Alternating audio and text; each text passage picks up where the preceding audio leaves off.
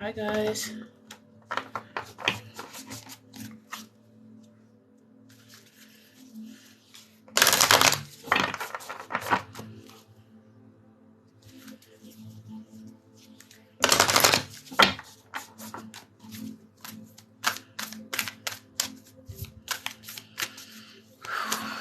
Kia ora. Hi Aisha. Greetings to you.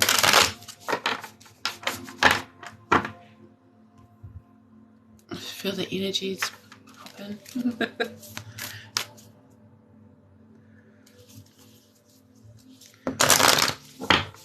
How did everybody's day go so far?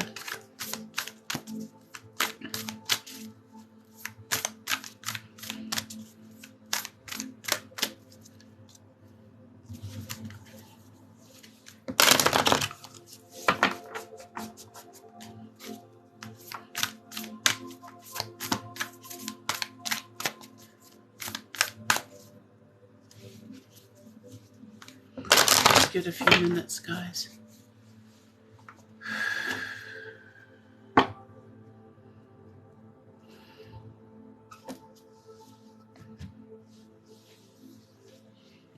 I had a pretty good day today. I had a day of maintenance. I would usually do it on Wednesday, but I had to babysit for my cousin. So I had a day of maintenance today.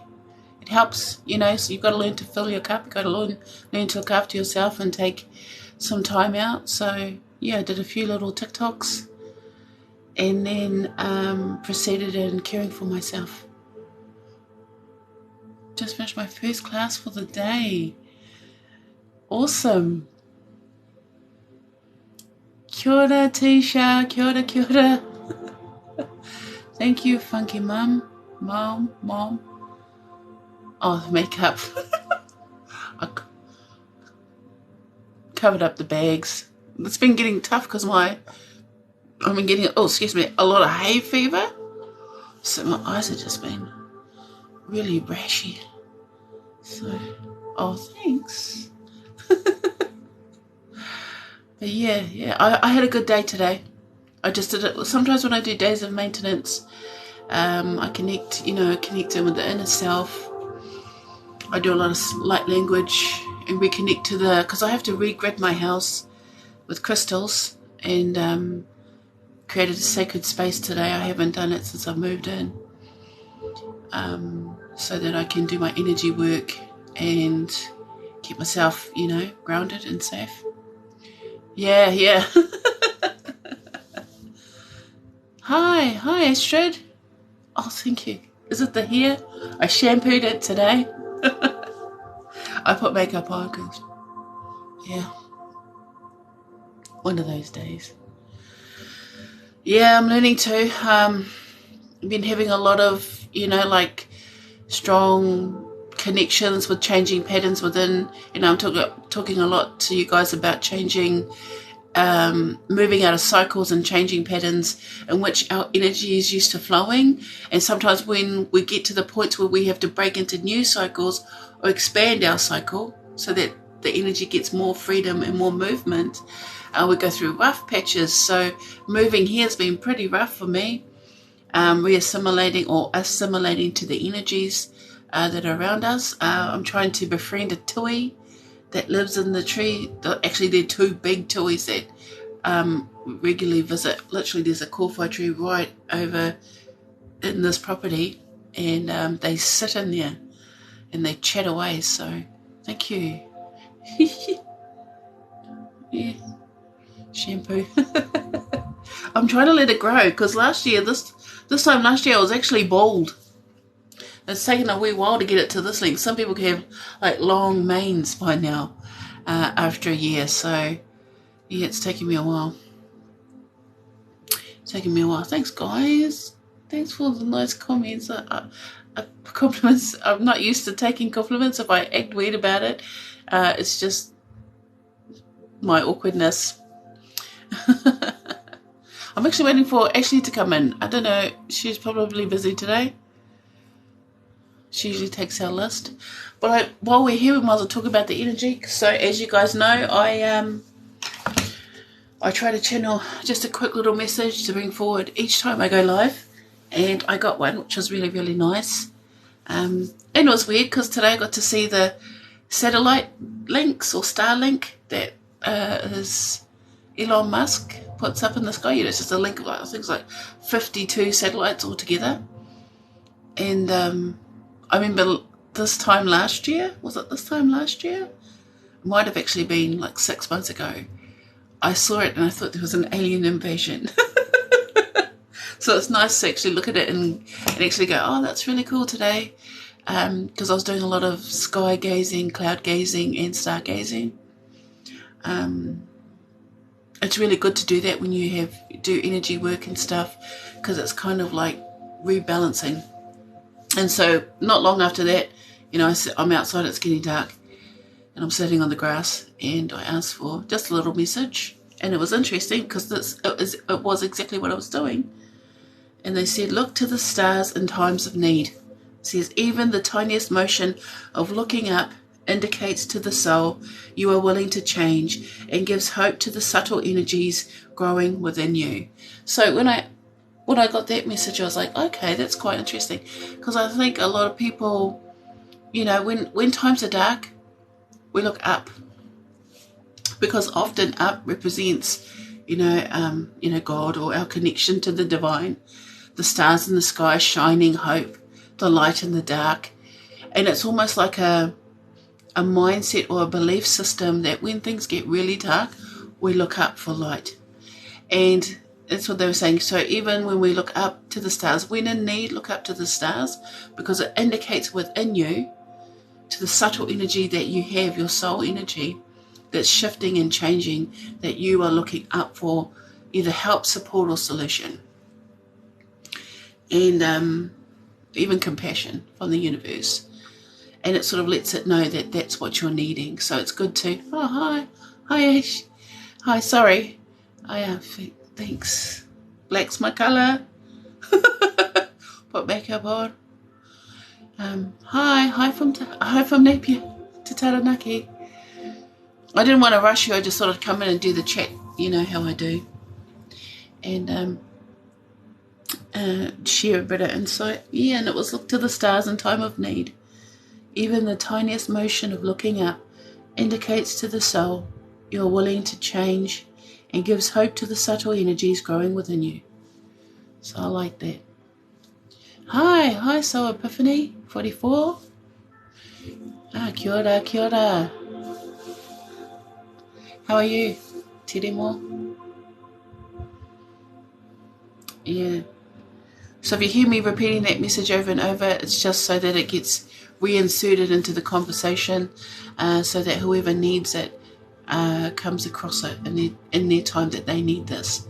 So that's why I do that, because sometimes it'll just be someone random that just happens to see my live will need that message. And it's just how it works. I always call it, the divine intelligence of the universe. And I find that a lot more things that seem random aren't random at all in some way, shape or form. They're interconnected and interweaved with other events and other people, and things happen the way that they do. Thank you, Leonore. I appreciate that. And how are you? Good evening. Good evening, Lucky of Ridge. Yeah, so it's been funky energies, and I know a lot of people have been feeling kind of out of sorts, but it should feel a little bit better today.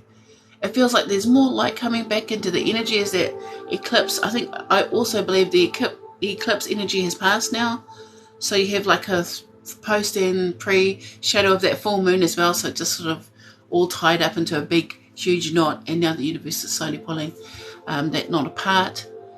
And I'm pretty sure there was a lot of other movements, transits and conjunctions happening astrologically. I know that not everybody looks up to the planets for knowledge, but they actually influence the energy of the earth, which influences us because we are children of the earth. And or flowers of the earth, plants. So, you know, it's sort of like sometimes, especially if you're sensitive, those particular energies can affect you. Kia ora. It just depends on your on where your placements are, really. If your placements are in those places, you may be sensitive to those like strong movements. Even like knowing what planets were in what houses when you were born, things like that. Because then you can understand how you're seen in the world. Another one I've started looking at with interest is the human body. Is it human design? It's quite interesting. It literally works alongside a natal chart, but in a way that's more, I would say, more specific. Instead of the characteristics of a planetary system, it more sort of uses the body as a planetary system. So, yeah. Oh, here we go. Okay, the list is open. But yeah, feeling really, really good today. Feeling a lot better because I've been kind of, hi, Mum. Hi, Shadi. We'll be over later. Ah, that's all right. When you're ready, I mean, that's, I suppose, oh, well, we could have met in the middle way. I could have given it to Taz, and then Taz could have given, you could have gotten it over there. Yeah, so that's all good. When you're ready. It's just on top of the microwave. If I'm live and you come over, it's on top of the microwave. Sorry, that was my daughter. Yeah. Oh, Tisha.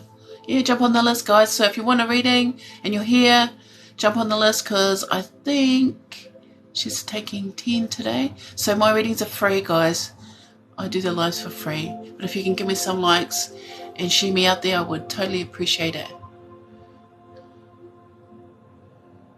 I don't do those kind of questions, love, unless you want a reading. But you also have to be patient, guys, because I do a list and it's easier for organisation. That's why we do it like that way. Yes, just refer to my mod at Ash Reeves. If you'd like a reading, get in there fast. I think she was only taking 10. So we're going to take 10 at this time because I do more than just one card, flick up, show you and read you the meaning. I do intuitive. Today's oracle messages. We're going to use my favourite deck because it's easy for me to read and get things. Some of them have a little bit of body on it, but it's artistic and very graceful.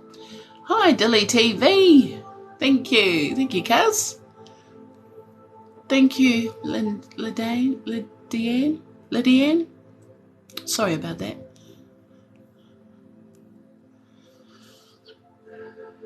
Thank you, Tisha, for the share. So you'll see that I read with my eyes closed, so that because I'm a visionary, so I visually see things, hopefully sometimes. And I let it play out in my mind so that I can bring forward the message. Yes, just at Ash Reeves if you want to go on the list, Savage Mama 4. And we just have to be patient. So if you have things to do and you know that that you're on the list, just make sure you pop in and out and are here when your name's called, because then we go straight to the next reader if the person's not here. Oh, Aisha's number 1. Okay, Lockyer Bridge. Yes, dreams do come true. You know, it's sort of like, you know, if you look at the old version of yourself talking to the new version of yourself, especially for me because I've done a lot of personality change so that I'm more harmonious to me, the real me that always wanted it to exist. And when I took off all the layers of trauma and sadness and suffering and started to peel back to see the actual central core of who I am now, I realised that the change that I've been through is a miracle, because the old me, the old version of me, wouldn't even do half the things that I do now, or even have the knowledge of, or break out of cycles so easily. I would have been trapped within the corners of my mind and suffered quite painfully. So yeah, I know that dreams do come true because I'm here doing what I actually am really good at. And it may be weird for some, but this is, you know, I know a lot of things and I'm good at a lot of things, but this is the only thing that actually brings me joy. Is reading for people and reminding them of their light, just like I needed to be reminded of my light. And it's through my healing journey that I share and hopefully bring, you know, because I mean, people often they use cards and tarot in its very basic form, which is to either spy or to get details in situations, but you know, you can use it to talk to your soul, not just spiritual guides, not just, you know, ancestors, and you can actually talk to your soul straight directly, and it's your soul that speaks when you learn to listen. And so that's why I do soul readings. You know, if you want to find something out about yourself, I'm the perfect person to come towards. If you want to find out something about someone else, there's a million other readers out there that can do that. There's definitely a million other readers since 2020. Everybody's got cards now because they literally sell them in Kmart, whereas before it was quite hard to get to them. But I mean, I don't judge. I just think, yeah, it's very accessible to speak to your soul if you use them right. If you put the right intention into the cards, into the energy, into yourself, and give the messages with clear intentions and honesty and goodness and compassion, you'll find that a lot of people will really hear what you have to say.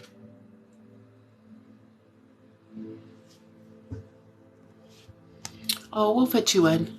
Yep, I've seen them at Kmart. Modi, we'll fit you in. Okay.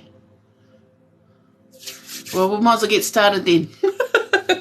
Just have to have patience with me so that I can get through everybody and get through the list and hopefully take some more. So I'm feeling pretty good today. Got oracle cards. This is one of my favourite decks that I've used for many years. Pretty confident about this particular deck. So sometimes you may pull the same cards, but they may have different meanings. And I like oracle cards because oracle cards give more freedom for expression, even though that some of them have a meaning. And I always like oracle cards that I don't know anything about, because then I can just use the energy of the card and what it visually represents to me to bring forward intuition from that. I could literally get a piece of your hair and read it. It's like that once you learn how to understand how intuition really works. I could get a piece of your hair, I could get you to pick a feather and read the feather as if I was reading cards. It's just sort of like transferring everything, sort of symbolizes something. Oh, not the sickness. Okay, kia ora.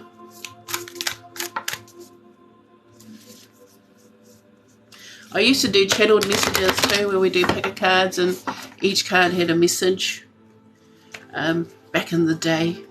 But I'm going to, so we're getting through May, so May, June, through the winter months, I'm going to be really focusing on putting out longer messages in YouTube and working on my YouTube channel again. I kind of, I think it was 2020 and 2021 that I really pulled back from YouTube because that's when the fear in the world was at its height, strongest. It seems to be even off, and the energy was very negative. So whenever I would pull cards, it seemed like it was very angry. The energy was angry or fearful, and so I actually pulled away from YouTube because it was very draining to me as a person. And in the time of 2020 and 2021, that 1 year, I went into hermit mode, and in that space I really developed energy management, even physically, spiritual and practical management within myself for my energy, and learning how to balance and regulate and do all that kind of stuff. And then I think it was in 2021, 2022 that I've really started to come back out and say, hey, I'm here. If you want to talk to your soul, I'm back. So thanks, Tisha. All right, let's get started.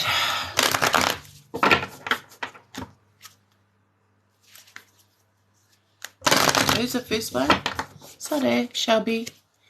Oh yeah, at the end. Yeah, you know, sometimes fast, sometimes slow. Kia ora, Talia. Aisha. Oh yes, you told me that, Aisha. Oh, isn't that interesting? Definitely something coming towards you, Aisha. Something that you've been working on. Just got to round down into your energy.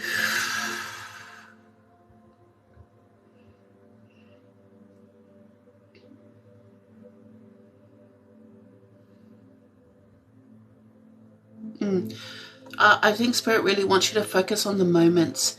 It's the moments, those little moments, that are really going to become very precious to you. For some odd reason, I'm looking into eyes. I'm seeing light in people's eyes. It's almost like I'm, you know, like looking into family members and seeing the light in their eyes and how it glistens and things, and really, really appreciating those moments with each and every one of them. It's sort of like make every moment precious, because that adds value to your life, your journey, and your story. There's a really strong pull to embrace a lot of people.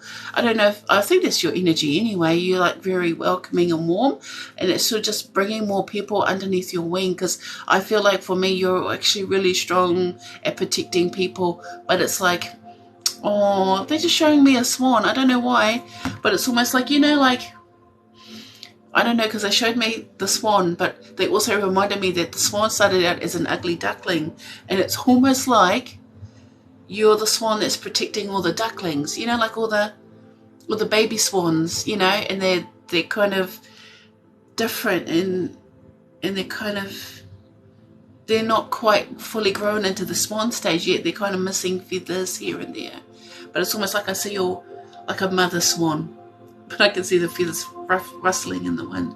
Ruffling? Just putting your arms up to protect people. And I really love that, because it feels like that's just how you do things, you know, that's how you look after, and that's how you love, is by, and I love it because it's the swan. The swan is a forever companion type of energy, but also the intention is the color of the animal. So it's not based on, you know, like, it's just the intention. So we see the swan being white as having pure intentions towards those that need, the more vulnerable. Okay, so we're just going to pull a card for you. Which this card is interesting. Dream a beautiful dream. Here we go. But that is a grid. Okay, I really like that. I really like that.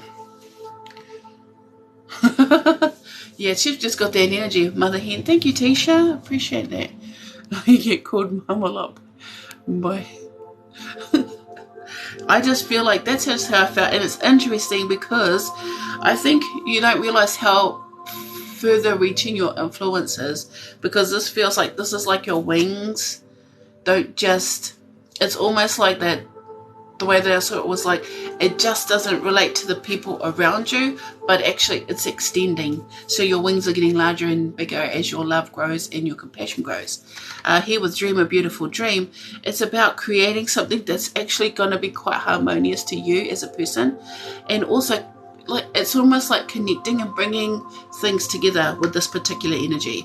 So what this also reminds me is sort of like an energy field, connecting with people across the world that uplift your energy, connecting with people around the world, and I say around the world, that empowers you, but also empowers them. It's sort of like something that I always say, light shared is light amplified. That was the eyes. That's why I saw people's, like, you know how like when you look at someone's eyes and they've got that little fleck of light there, and it's like that. It's like you're spotting light workers. It's almost like their eyes will be extra bright to you. It's almost like a sense that you know someone's inherently good inside them. Like it's almost like you can look into a crowd and go, "You're a good soul," you know. like you spot the inner light. And that's a gift, because often people don't see the inner light of people. But it's sort of like a reflection too. It's sort of like what you see in others in their light, you also understand that that's part of your light. It's an interesting, oh, that's cool. That's cool. Yeah, but dream a beautiful dream of your future. Oh, dream a beautiful dream, obviously, of your future. Just reaching out and touching the hearts of many across the world. See that? Bringing light, amplifying, bringing in light workers, bringing hope to people, bringing information to people, and sharing your message. For me, 19 breaks down to a 10. 10 is the end of a chapter. But make this chapter, or make this new chapter that you're entering, something better. Something better. I feel like it's just a really strong time of the blossoming. So what I refer to that is this, when we really turn everything on, our censorship on. We understand the needs of others. We understand the connection between us and others. We can relax as well and open up to share our gifts. Our gifts may not always be like psychic abilities. Sometimes it's just loving people properly, sharing light with people through just caring about them genuinely, you know. So I send it to you with lots of love and good intentions, and hopefully that helps you and makes sense to you this time. Soul tribe energy, that's what I wanted to say with that. Soul tribe energy. Thank you, Aisha. Oh, thank you for the gifts. Appreciate that. Our list is full at this time, but if you hang around and if I get through this fast enough, we might actually good morning, be able to do some more. Okay. Oh, thank you, Aisha. That's awesome. Oh, thank you. Awesome. I'm glad you like my energy. All right, Waitangi. Okay. Just going to ground into your energy right now.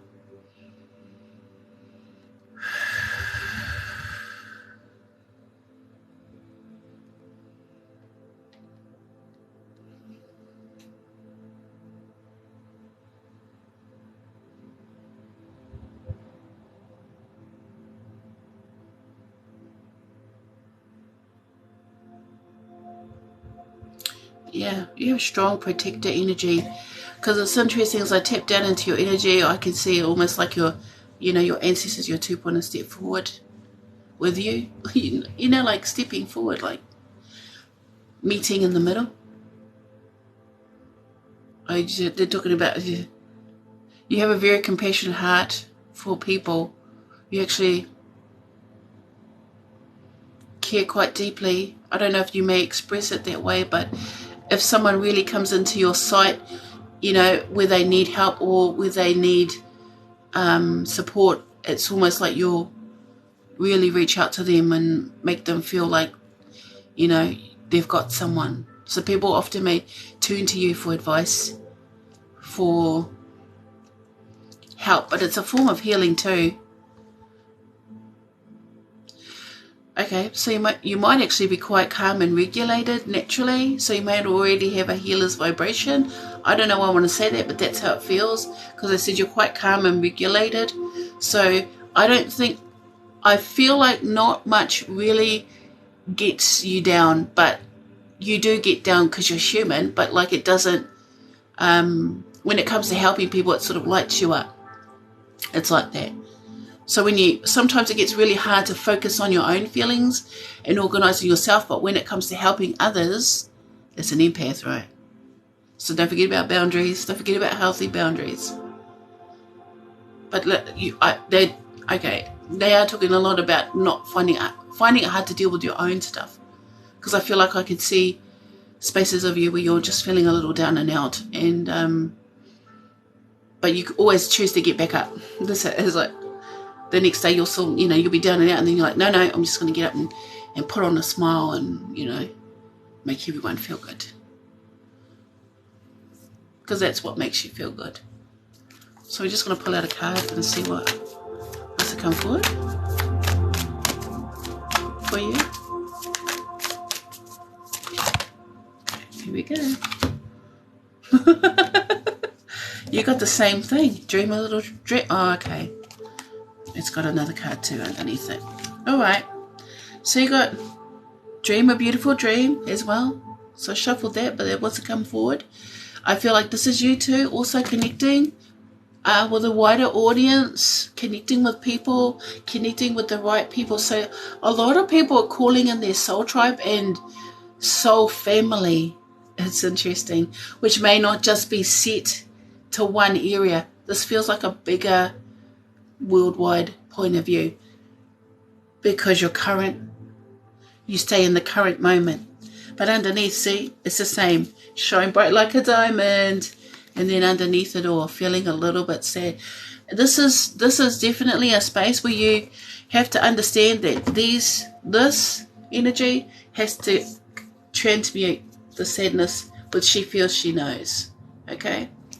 But in the same respect, this particular card looks a little bit bad, but it's actually about a lot of intuitive space coming in and it being very overwhelming.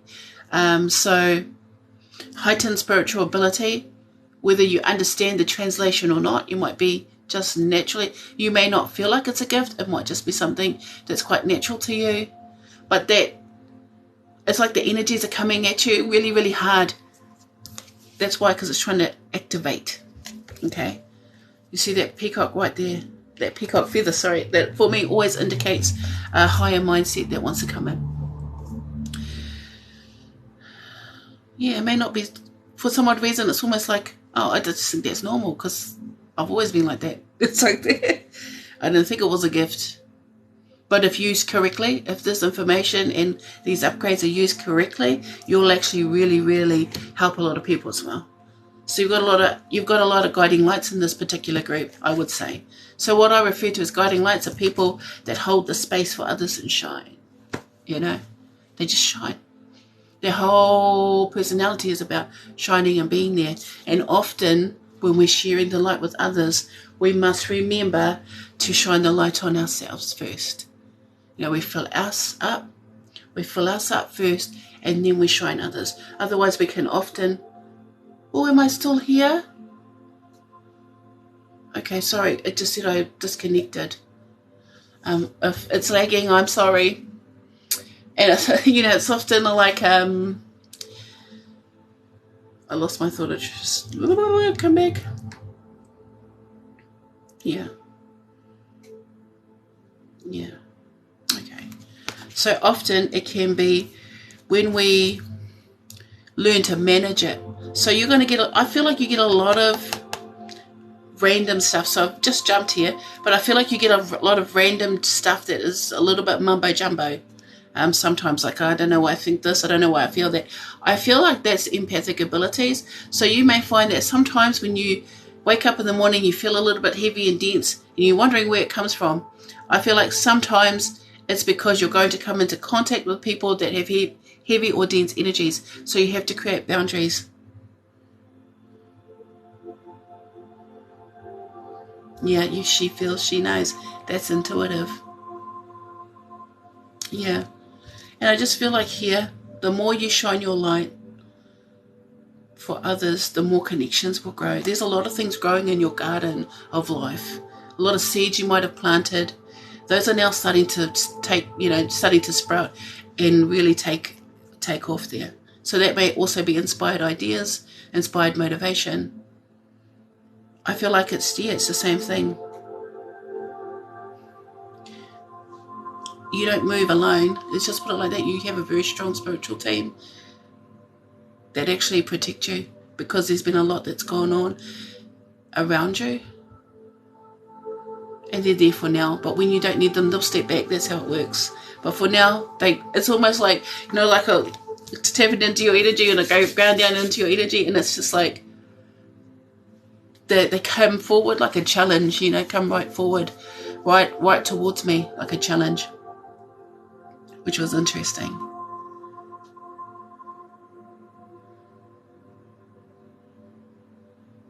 Yeah, eye to eye. nose to nose, breath to breath, heart to heart. Hopefully that makes sense to you.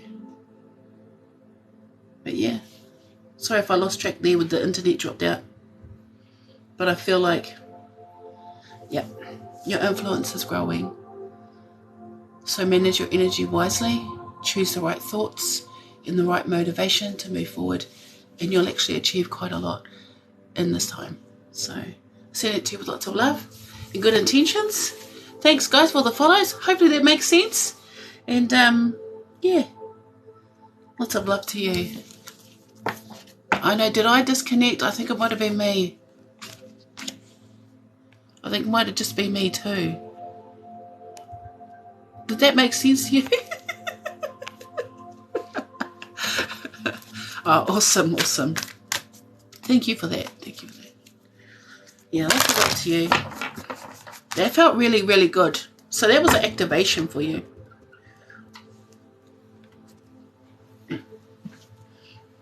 Oh, all right. Oh, thank you. Okay. Okay, we'll see who's next. Ashley, Ravania. I'll message before your turn. Okay. Okay, cool. Because I mean, I follow you. I'm sorry, I may not, but I don't actually follow everybody. You know what I mean? Like, I'm not stalking your page or anything like that. It's just, I just let what comes forward come forward, and it's just the way they came up to me, and they're like right in their eyes, you know. But I understand that because I'm Māori too. So yeah, that was awesome. So thank you very much.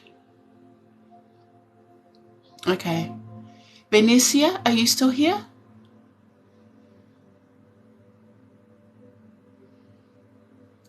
Hi. Hopefully I can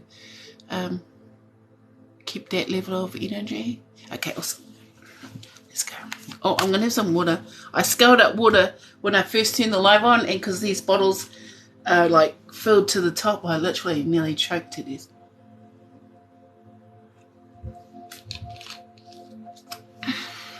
So yeah, drink lots of water. Alright, Benny's here, okay.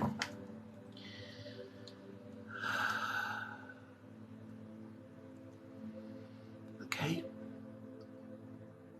She's here.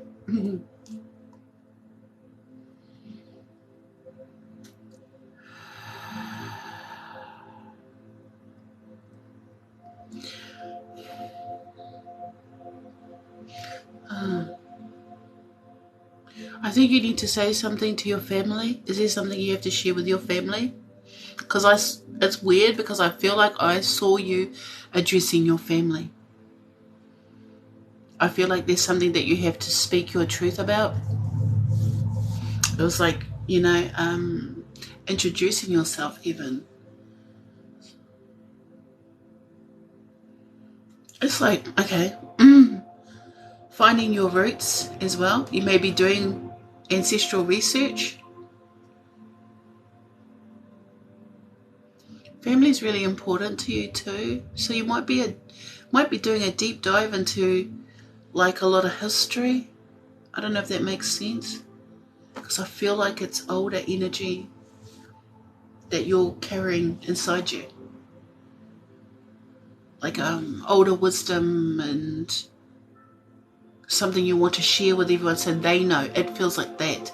May not necessarily be, though. It feels hard to say or to bring up or to speak about, because I feel like it's close to your heart. Feel like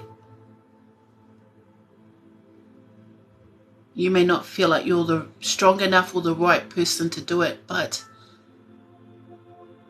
it has to be you. Sorry. I think that freaks you out a little bit. Black sheep, are you a black sheep? Whoop. See what comes forward. Yeah. Oh, that's awesome. Okay, cool.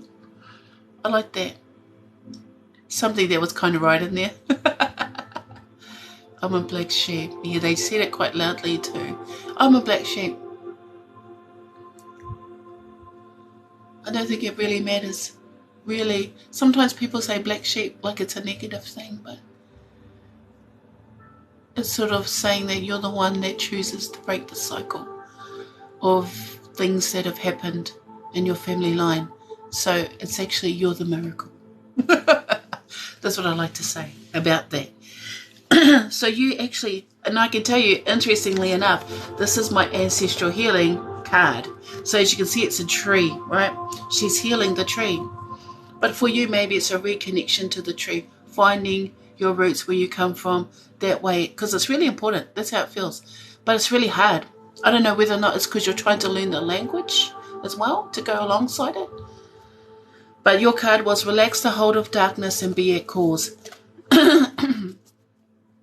See, it's just something about your throat chakra really, really needs clearing at this time. You're the right place and you're the right person for this job. Okay. They just want me to speak intuitively to you. You just have to find your confidence. That's all that's lacking. Because I think to really express your whakapapa, or even just speak it, or just say it, or just recite it, even your pepeha, if that is what makes sense, whichever way it goes, because I feel like some of it's just not Māori, some of it's something else too. But I think with this particular one, I think it's actually really time for you to build confidence in yourself. Confidence is the strength that you need to pass on to the next generation, because many of us grew up without confidence in ourselves. And if really sort of what they're trying to talk about is legacy, if I'm trying to make sense of what I'm hearing, legacy. So legacy is about a lot about the future, but a lot of that is about showing the way, leading the way, being a leader, being the leader that you need for yourself, that you needed. Be the leader for those who are now walking in your shoes or walking on your path with you. That's interesting, because I just heard them talking about the lion. Sometimes you need to learn to roar. It's that throat, to clear it. To find the strength and the confidence to speak your truth, to speak from the heart. Because here was seeing the true you. And I say this with endearment, and it's something that I hear. You'd be surprised how many times I hear this from Spirit. And it's, if only you knew how beautiful you were, or you are, in here and now. By seeing your true self, by seeing the person you want to become, that is the person you are already, but just are not aware that it's in you. That's where confidence is key for you, which initiates you into strength. And when you learn that strength within you, you'll be able to speak from your heart without it being caught or rough or emotional. It's like that. I know I had to learn that too. If I can just share a little bit, that I often found it hard to speak in a crowd, that I often found it hard to articulate myself without either crying, having some kind of emotional response, and just losing. As soon as I would become emotional, I'd lose track of where I was going. And that's what happens these days, don't get me wrong. I'd lose track, and then I would not be able to fulfill my duty in speaking. But now, in finding confidence and finding myself, I've done this before too. It's easy for me. It's become very easy. And that's as you start to really expand your comfort zone. Sorry if this is a little bit more than what you wanted. And expanding my comfort zone, I found just how strong I could become. And I'm nowhere near my peak. That's the thing. And it's the same for you. It may start out a little rough. Things may get a little rough too. But just keep showing up for yourself, because how you start this path is the example that you lead for your legacy, for your future generations. Because in this now, you'll be the ancestor for your grandchildren. I know that seems a lot, but that's how I started to realize how to really lift myself up, is that I was going to become an ancestor. And so I would set the right example for those that are coming behind me. So hopefully that makes sense. And I said that to you with lots of love. But this particular one, seeing the true you, time to love yourself and look at yourself and understand you have what it takes. Because you're healing things. And it's important. So lots of love to you, Vanessa. Hopefully I didn't say that wrong. And thank you very much for letting me read your cards.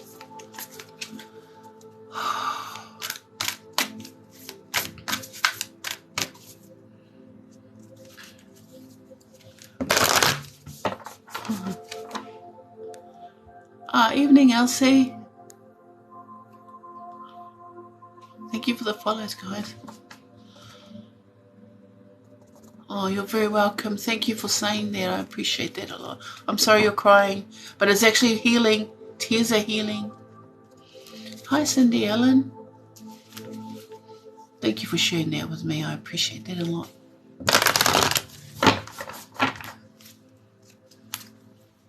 All right. Yeah. Yeah. Kia ora. Kia ora, kia ora. Okay, we just wait for Rawanya is next. I'm jumping on his breast. Okay.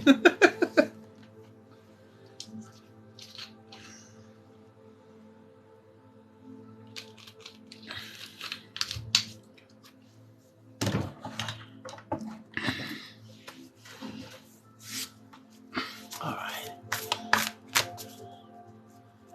Kia ora. Oh.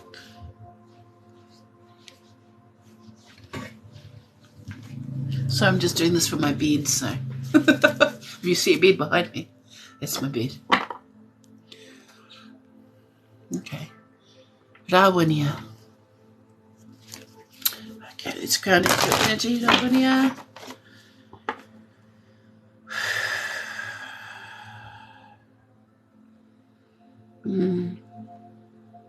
It's funny because my spiritual team just said you really needed help, and then they showed me a door opening. So doors are very specific for me because they represent a moment of feeling isolated and or alone and or feeling stuck. And sometimes we get stuck up here really badly and we don't realize that we're stuck in here and we're not out here in the world living. We live everything in our minds. So it feels like there's been a lot of overthinking, what I would call high functioning overthinking, so high functional that often our mind becomes a prison. And I used to have to get out of my, anxiety. I used to have panic attacks and anxiety by opening the door of my mind, opening the curtains or the windows and letting the light in. That's something that I talk about a lot. So if you are suffering with depression and feeling overwhelmed, please ask for support.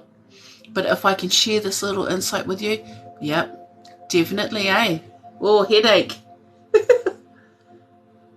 You have to relax the mind because it's in holding so tight and going into contraction that your mind can't open to allow you to feel and be free in the moment, in the now. Your guard's up. And sometimes we don't know this, so don't feel like, oh, she's calling me out. It's actually sometimes we don't even know we're doing this because we haven't been given the tools to deal with stuff. We haven't been taught this at a young age. We haven't been shown this at school. Which they should teach us, how to help our mind so that we can be free at school, so that when we face a big bad world, we can deal. Because things just get more and more complicated as we get older, So a lot of us, we have this tightening, and when we go into contraction, we are closed off from seeing either solution or knowing and allowing, an inner knowing that allows us to find and see something else. Alternatives. Okay. I'm just going to pull a card. See what wants to come forward for you over here.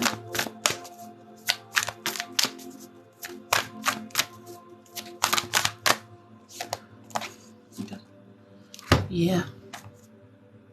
It's weird how the cards do that, and I don't even literally.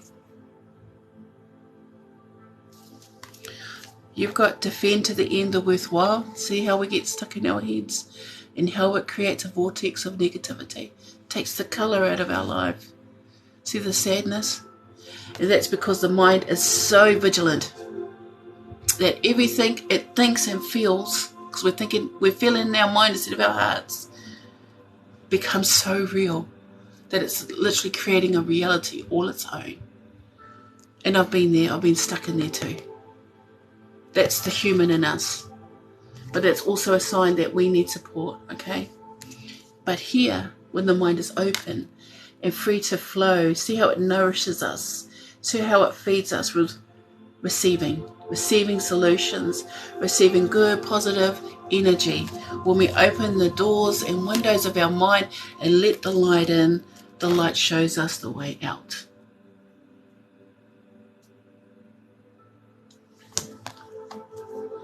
Also drink a lot of water too. Drink a lot of water because you're going to need that hydration. So, okay, this also can indicate not a lot of sleep going on there, or it's weird because I've seen a lot of TikToks today. Well, this morning when I was doing TikToks, and they keep coming up about the sleep patterns. And sometimes when we don't sleep properly, it's like our brain goes through like a washing cycle. Just like laundry, you know how you put the clothes in to wash. The brain does that too. And what it does is it refreshes the mind so that all the negativity of the day before gets washed away. And it gets sort of like defragging the mind. It releases things, emotional attachments to negativity, or, you know, events that have happened in our day. And it structures it and puts it away in the right place. But when our mind is constantly working, even when we're sleeping, it's functioning because the reality that you are feeling in your mind or living is still playing out. It's still active. So there is a need to really relax down. And there's something that I always say, and I still say it now, is that whenever I feel like I'm on guard, or whenever I feel overwhelmed by the world, I remember this, that I'm safe, that I'm loved, and that I'm protected. Sometimes I say blessed, but right now we're going to say protected, because it feels like you're hyper vigilant, because there's something that's causing you to feel on edge or tense. Okay? But if you look at the two different energies, with this positive prana coming in, or good energy, see how she looks way more relaxed. So even her face is open and just completely relaxed. It just feels like, you know, you need a little bit of tender loving care, a little bit of self-love going on. It's like, it's really hard too, because sometimes, you know, when we look in the mirror, do we actually tell ourselves, you know, that we love ourselves? Do you say it to yourself? Do you say, Rawania, I love you, when you wake up in the morning? Do you say I love you to anyone else? It's sort of like the only way that I know will really break the pattern of negativity is to bring love and joy into your life. But you must first see love and joy in your life. And that starts with you, by seeing love and joy in yourself. And that transmutes it really easy. So each day, you know, it's time to just start waking up. Despite how you're feeling, look yourself in the eyes and tell yourself that you love you. I love you, Rawania. Even if it makes you cry. Even if it feels weird. You know? And then what I do is I always go outside in the mornings and I feel gratitude for being alive. And I ground down into the earth. I know this is weird, but I ground down into the earth every morning and I'm grateful to be alive. I just walk out, even if it's like for 5 minutes, depending on how cold it is in the morning, I will go out there, even if it's raining. And I'll put my my feet on the ground, and I thank God I'm alive, because that's the greatest gift of all. Waking up in the morning, being able to breathe, being able to move, being able to live, being able to experience, because that's what we're here for, and not living in dark spaces and thinking that's all that you deserve, because you deserve more. Open your mind and let love come in. Alright? So I send it to you with lots of love and good intentions, and hopefully that helps you at this time. Yeah, that's right, Tisha. Oh, well, that's what it's about. Divine timing, love. Even though the reading may not be directly for you, it's for whoever needs to hear it. So I send that to you with lots of love too. Oh. Yeah. I know it's tough. Because a lot of us have been going through stuff. But that's just an indication that something wants to heal. Okay? That's all it is. And you just let whatever comes forward, come forward. If you cry, you cry. Don't feel guilty for crying if you're trying to heal stuff. Don't feel ashamed of crying because you want to heal stuff. Healing doesn't always have to be a negative experience. That's why I say welcome love and joy into your life. Despite how you feel, just put that intention of the energy coming towards you, filling you up with love and joy.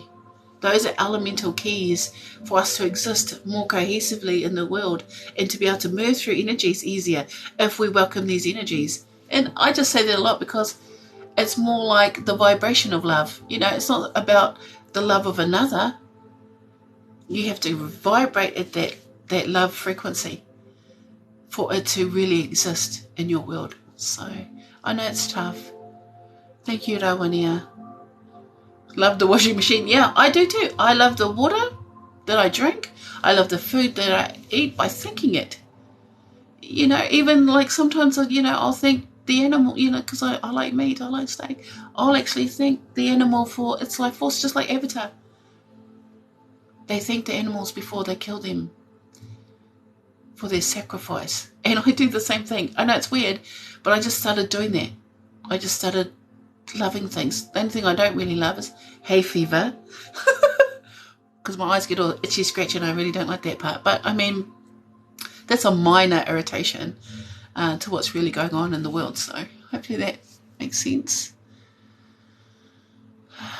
Okay, thank you for that energy. I know it's tough, but you're stronger than you know. Okay, yes, water.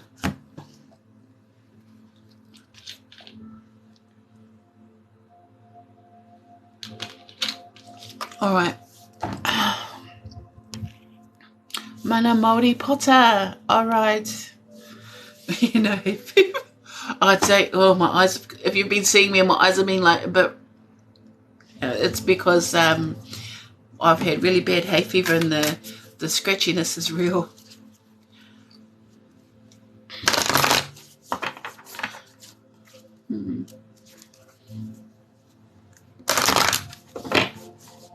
I think if you're both happy and healed and love each other, yes. All right, Mana Maori Potter. All right. Hi, Doodlebug. I'm just going to ground down into your energy. Just put your hands on your heart like this, that one here. And just breathe whenever it feels heavy, whenever it feels dark. And just do that.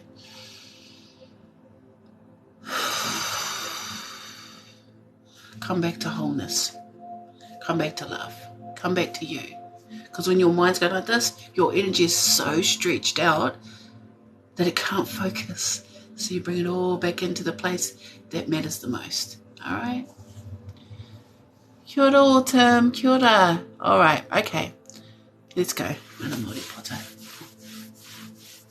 Oh, are you manifesting something? Because I don't often activate my hand chakras unless somebody's bringing something in.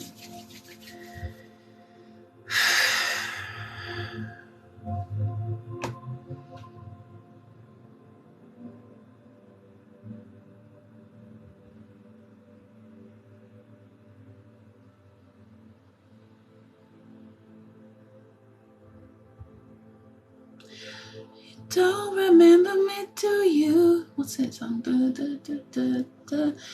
Don't remember me, do you? Started with a kiss. Never thought it would come to this. Is that hot chocolate? That's an interesting song. Well, let's hope you're manifesting, if you're single, a better love relationship. Because we're breaking and evolving out of old patterns of love. So I'm just going to put that out there because it feels like something from the past coming forward for you. I'm trying to keep my eyes open more because I end up closing my eyes literally half the night.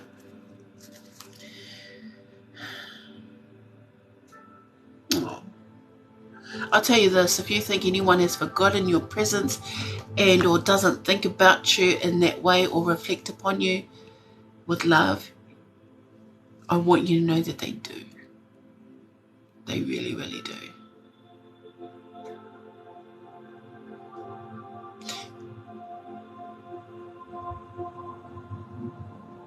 I want to say that was a good chapter. May not have ended well, but the cool thing is you write the story of your love life or life forward. You are the creative artist of your life, and so you can edit things for the future storyline. I'm just going to say that. Whispering. Okay, let's bring your energy forward. Let's see what wants to come forward for you. I know that was a bit random, sorry. I feel like that's how your energy works anyway. It's interesting because it's... I'll carry on, sorry. Yeah. Singing that song loud, aren't you? Started with a kiss. Never thought it would come to this. That's a promise, isn't it? You don't remember me, do you? Okay, but, okay. Just looking at your card. I can just hear that song really, really loud, so it's interesting. Keep singing. You have number 17 with What Is Already With You. I love this because this particular card says a lot of things to me as a person, just symbology. So white butterflies often represent to me community. With the hands, what is already with you, you have a lot of support. 17 breaking down to an 8, right time, right place, right person. And it's the hands, right? I think you're really manifesting a strong knit community that loves and supports you. I feel like you're also coming into the blossoming of your abilities and gifts, being very focused or focal. It has a very focal point. These are the words I keep hearing. Focus, focal point. Like it has a very strong center. Or centered. Yeah. I believe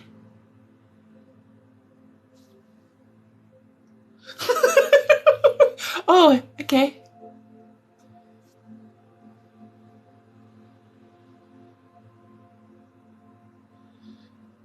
Okay. Second reading. No, I don't remember it. I don't retain the messages unless something specific will jump out to me. But yeah, sorry about that. I don't remember the last one. Hopefully something comes forward that actually makes sense.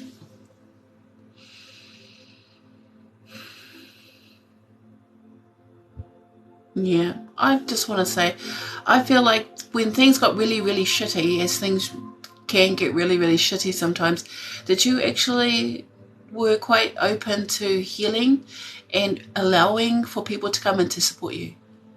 Like it's sort of like I feel like there's parts of you that did it privately, but there was a lot of parts of you that shared with others. It's sort of like, not carrying the burden all on your own.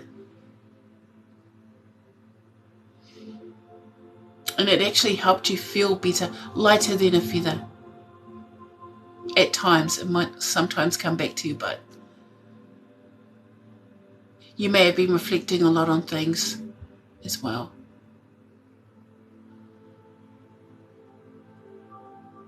Yeah, that song, It Won't Go Away.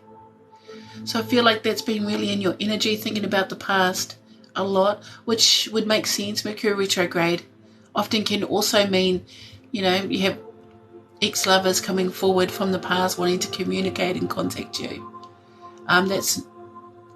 Here's something that I say about that. If you have a very strong urge to connect and contact someone from the past during a Mercury retrograde, I would say resist it until you're out of it. Because if you come out of Mercury retrograde and the urge is still there, I think we're in there for another 2 weeks, and the urge is still there, then it's real.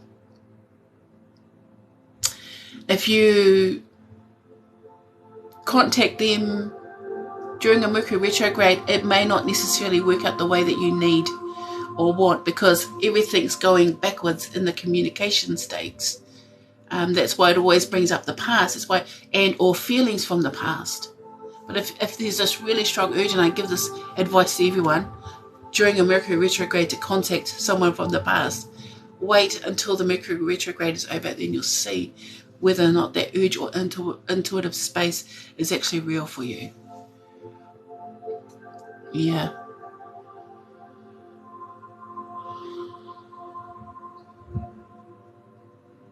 Well, yeah, try another 2 weeks, because you may find that you'll get through a lot more healing. Because Mercury retrograde can often, lead to miscommunication or misinformation as well. Like it's not a good time for signing contracts or long-term commitments. So they're just saying you do need space, though, to heal from this person. And it's actually really good, because I feel like it's more like a disconnection to the emotions as well, if that makes sense.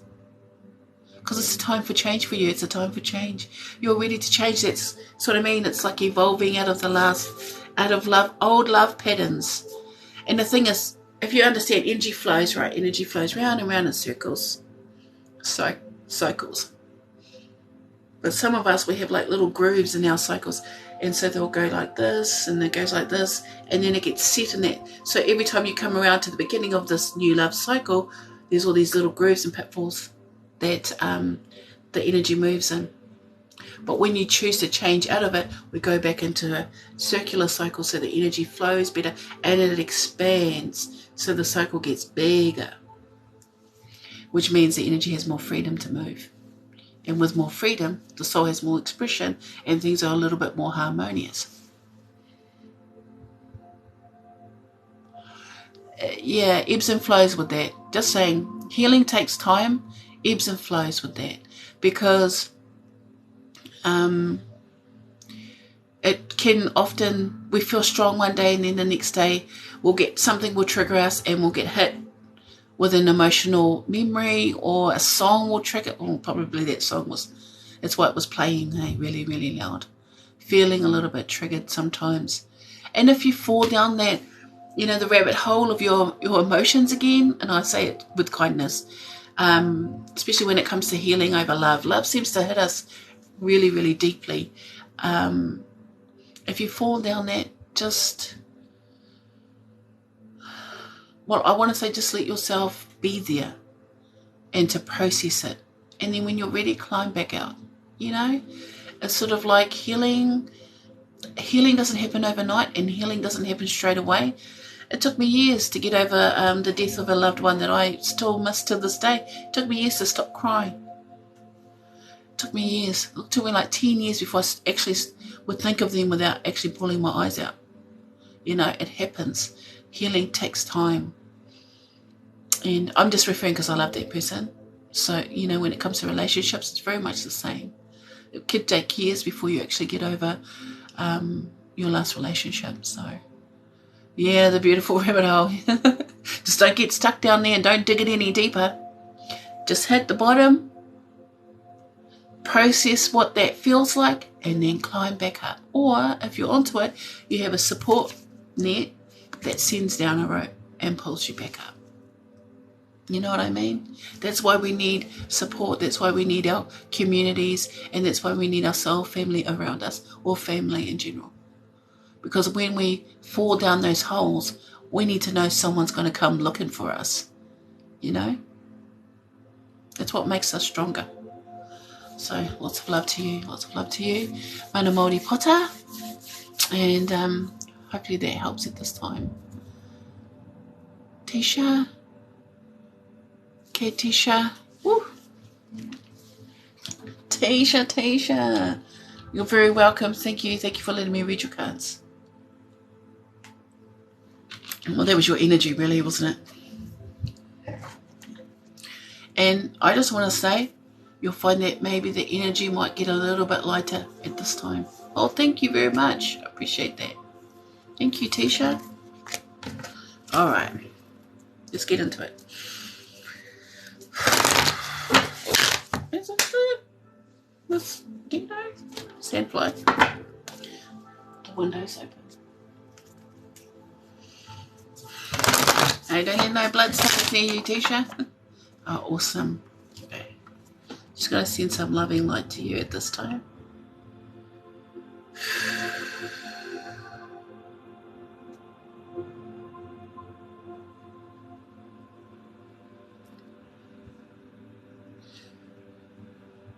There's a lot of galactic energy going on. I don't know if anyone's been hearing like whispering light language.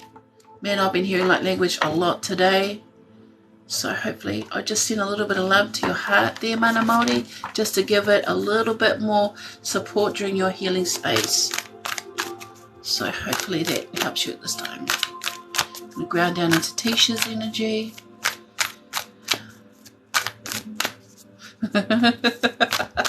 Why does your energy give me the tickles, Tisha? Oh. Upside down, boy, you turn me inside out, round and round. Why am I getting that song? It's like my favorite disco song too.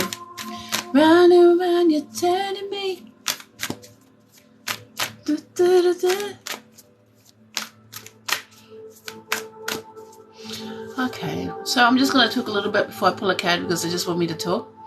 So it's interesting because I'm getting disco with you. I'm getting like super disco, like big hair, shiny outfits, roller skates. I feel like for you, I feel like it's a better flow of energy going on. I feel like there's a lot more happiness and joy in your life. And despite, even though it was interesting because I did see a big smile, and then I saw for a fraction of time a sad face, and then back up. You know, it's like that, sort of like you're acknowledging that there's still things that are getting you down, there's still things that are getting to you, but you're sort of like shaping and shifting the energy to help you move forward, because I feel like there's a lot more flow. Because roller skates, you know, if you know how to roller skate properly and not fall on your butt and break fences. Just saying. Big woman hitting fences. You can actually break things. But it's sort of like, you know, just that nice, easy, you know, that whole vibe. I love it. I love your energy. And so I said, why did it give me tickles? Because it made me want to giggle. And I feel like really bubbly and, you know, like I want to dance and have fun. I feel like you're in a good cycle when it comes to your energy and how your body feels as well. So there are moments where it gets a little down. So because it's acknowledged that space, I just want to have a look and see why that is. So I'm just going to pick a card with my eyes closed.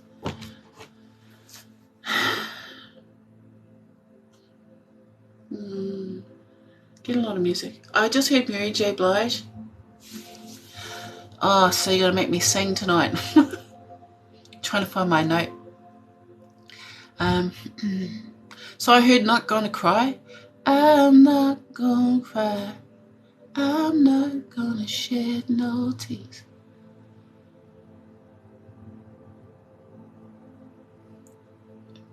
Weird. Okay, sorry, I don't mean weird. I mean just weird that I get that. It's a weird thing to say, but I just want to say, sorry guys, you're going to see me do this. F you to all those mother suckers who did you wrong, because now you're just in a really good space and they're missing out on all of this energy. Like, it's real strong attitude, like a bad bitch, you know. I love it.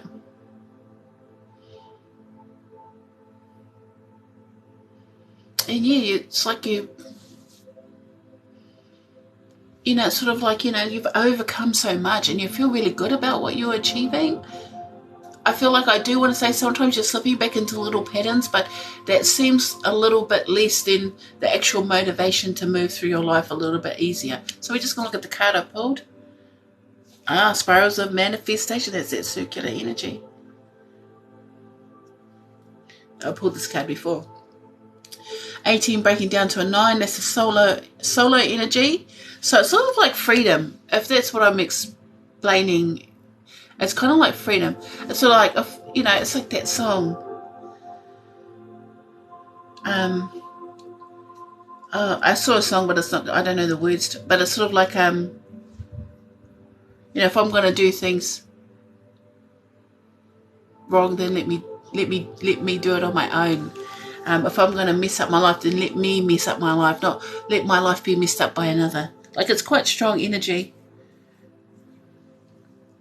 You're a whole lot of party. Let's just put it like that.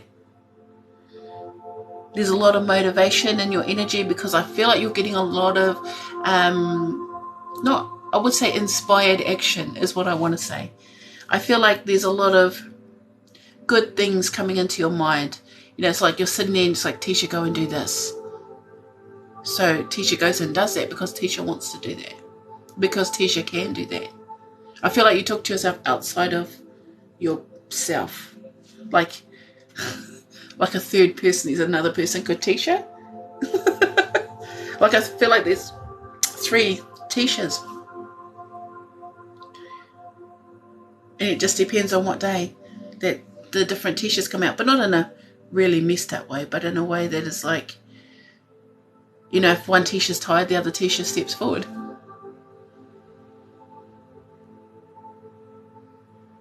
Yeah, but you're actually really manifesting good things, because there's a lot more, like, you just feel good about things. Or if you felt like there was a decision you had to make, I would say you know the answer because you already know the answers.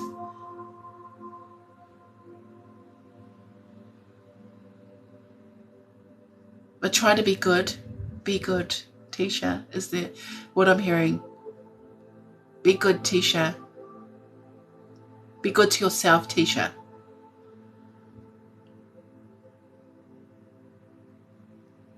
Be good and try better, Tisha. Try to be a good girl, Tisha. I think that's just like as weird as I keep hearing that and they keep saying things like that. I think just for you, it's just like,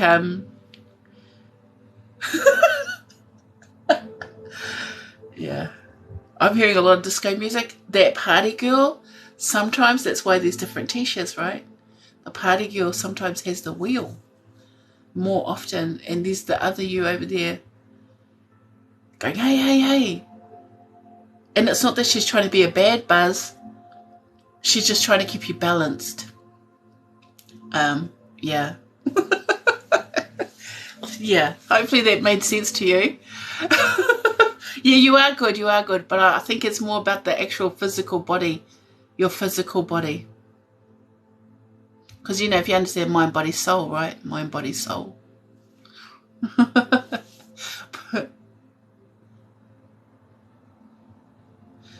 But I like the inspired action that you've been doing. I like the adventures you're going to go on in the future. And I like the freedom that you're feeling right now. That's a really great energy to carry you forward. But just look after yourself. Make sure you're good first. Yeah. I send it to you with lots of love. Thank you for the gifts. I appreciate that a lot. But yeah, hopefully that made sense. Thank you, Tisha. Thank you. Okay.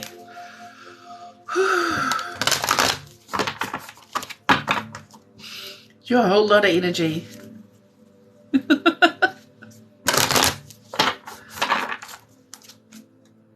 You know, energy like that cannot be contained. It must be allowed to go free. Okay, all right. Oh, take your time, Aisha. Okay. Lucky of Ridge. Lucky. Thank you for staying this long. Thank you for the follow. Oh, thanks, Tisha. I'm glad that makes sense. Yeah, that was interesting. Because I just felt instantly your energy came up. In the songs. Freak out. Love free. Sexy. But I think it's just the disco is just referring to a lot of colour. Because disco always reminds me of like the disco lights and the shimmering and the flickering of the light. That's why I felt like it was like disco. There's a lot of colour and light in your life, and I really like that for you. Oh, is it lock your fridge?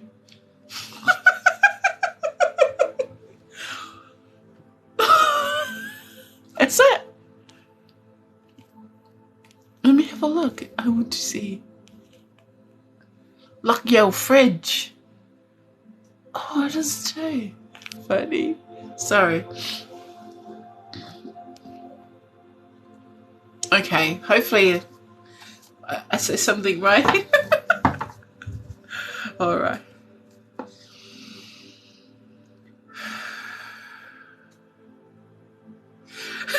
Sorry, I'm just cracking up about your name, Lock Your Fridge. Lock your fridge. Lock your fridge. Okay. I gotta get over it.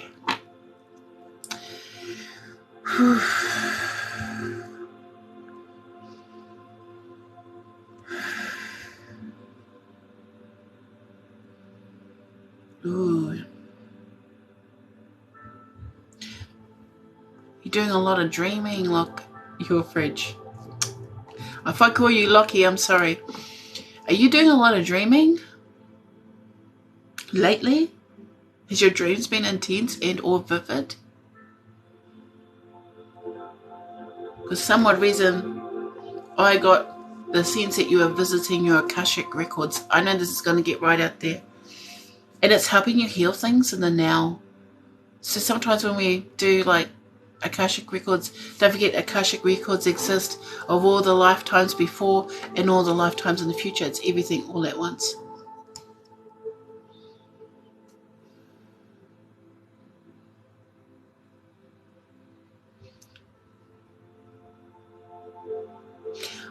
Okay, this may sound weird, but I feel like you're doing a lot of healing in your dreams too.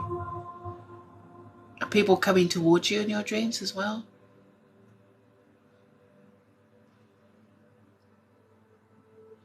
Maybe people you don't know, but it feels like you know them.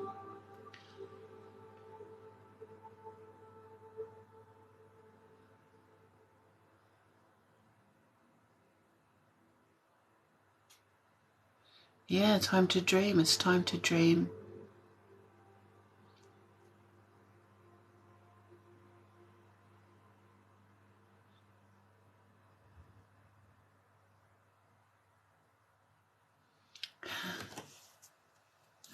I don't know, but I heard loudly the word navigator. I don't know what that means.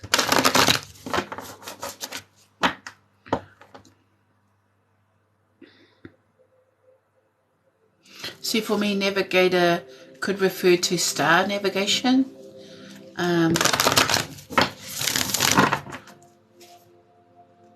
How you find your way home. Migration.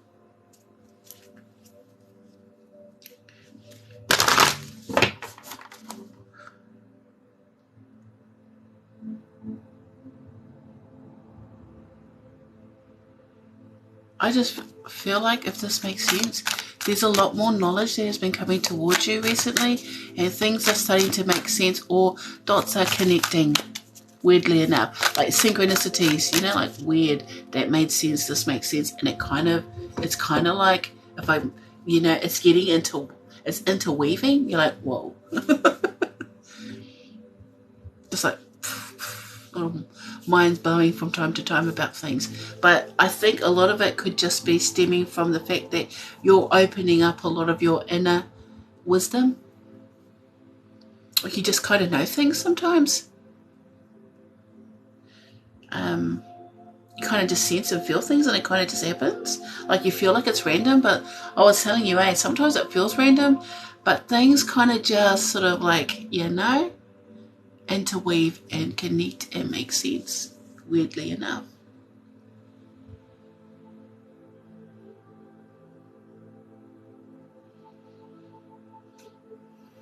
It is a time for change that seems to be happening. That time for change is coming forward for everybody. So once again, you are, and maybe understanding that you are breaking out of patterns.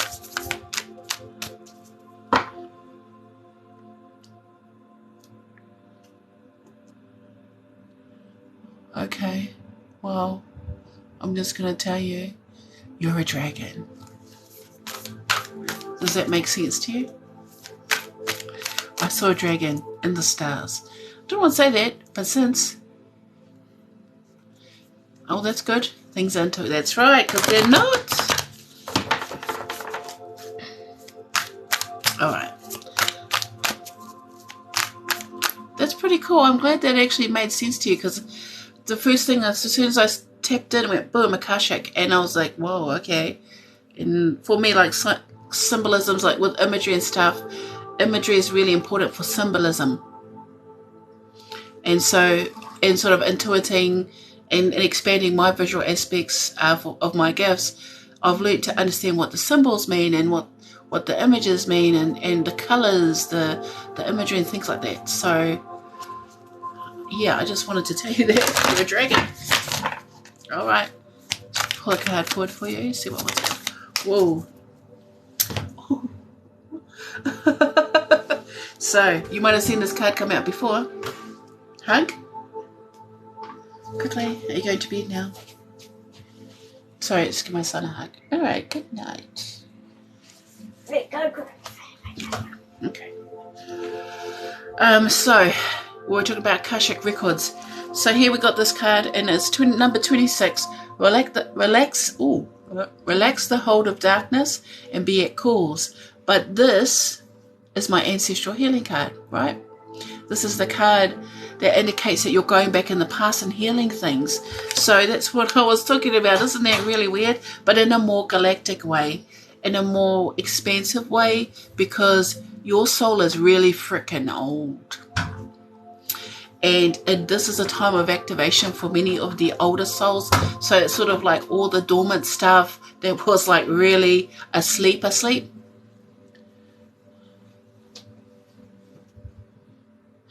Game of Thrones. I love the Game of Thrones. Yeah.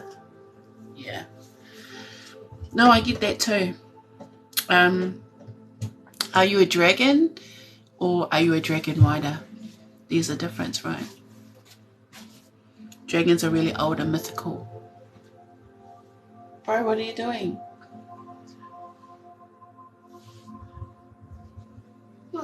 In your room. I'm doing lives. Sorry. He does this. Oh, sorry. Sorry, guys. Yeah, but anyway. And so I feel like for you, relax the hold of darkness. There is a need to heal the stuff in the now, though, if there's anything in the now that needs healing.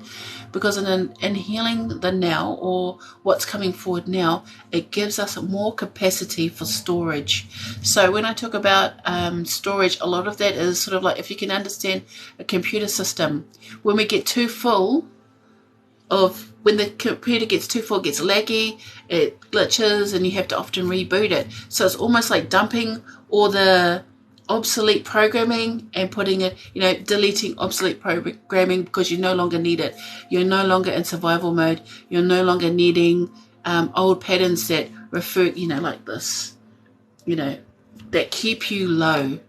Okay, so it's allowing the energy to rise up and activate inside you to allow you to access the inner wisdom of your soul, because you know a lot. about a lot of things. And sometimes it won't make sense because sometimes we're not working with the earthly energies. Sometimes we're working with other energies. And when we do a lot of healing in the 5D, when we go into the astral plane, we're not just healing this dimension, but many other dimensions.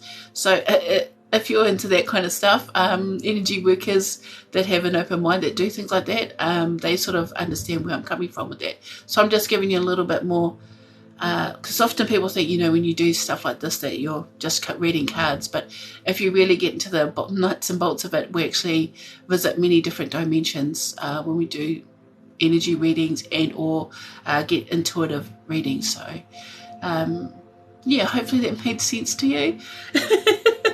And oops, shit, sorry guys, I do have a list. So I do thank you, Hoyi. Jesus, I love Jesus too, just so you know. He's beautiful. Okay, so thank you. Yeah, sorry, I'm just catching up with the messages. So yeah, hopefully that is. Yep, and that's, you just do it at your own pace. Don't try to force it. This is one good thing for you, lock your fridge. If you do shamanic circles, I don't know if that's something that you like to do or have been interested in, or even starting off doing shamanic meditation, listening to or guided meditations on YouTube. That's how I do it too sometimes, especially with like lockdowns and everything. Nobody could really get into the circles. It would really, really open you up to the astral plane and being able to be a spirit walker. So you'll be able to walk in two planes at the same time, which is here in this body, but your soul is somewhere else in another dimension. But there's heaps of things that you can do when you start unlocking that space. So yeah, I'm very shamanic. Yes, thank you. Oh, very welcome. I'm glad that made sense. Sometimes I think, oh, but I just went for it because since you sort of acknowledged that was exactly what you were thinking about or doing at this time, I wanted to just go 100 on that. So thank you. I'm very shamanic. Yes, me too. I started out doing shamanic circles when I first got into my spiritual awakening, and it activated a lot of things and also helped me heal a lot of things as well. So thank you. Thank you. We'll see who's going next. Oh, sorry. Soph Cooper 3. Thank you, Lockie. That's a hard one to stay in. Oh, dude, you need to go out, please. No, you can go out. Yep. Sorry, one sec. Hi, can you take your brother? Yeah, I'll go out now. Okay, let's move out to here. She didn't say hi, I just came to say hi. Oh, right. I'm on a live, so. Yeah, I just put the boys' pink tops. Oh, did you? Yeah. How much did that cost? I'll send it across. Yeah. I'll send it to you. Okay, thank you. Okay. Did Layla tell you? And then Oh, sweet. I'll see you later. Okay, see ya. Sorry, guys. Oh, just Sophia's fine, okay. Oh, awesome, Natasha. Very welcome.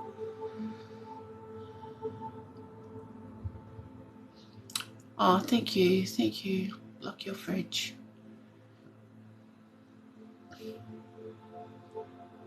Hey, how are you? I'm good, thank you. I need to learn more about it. You will, over time. A lot of things I've had to learn over time, like I had to not rush, you know. At first, you know, because you know when you first start on a spiritual journey, you like get really, really thirsty for it. And sometimes you get too far out. Thank you, guys. I appreciate that.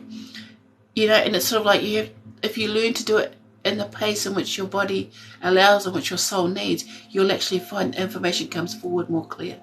So it's not about like seeking the answer, but actually allowing the answer to come to you about a lot of things. So yeah, hopefully that is a nice little tip for you. Hi, Ashley. Ash. Alicia. Okay. Okay, Sophie, let's go. Let's do it. Oh, I'm going to try and do some during the day. It's just I like have a lot of things to do during the day, so it gets hard.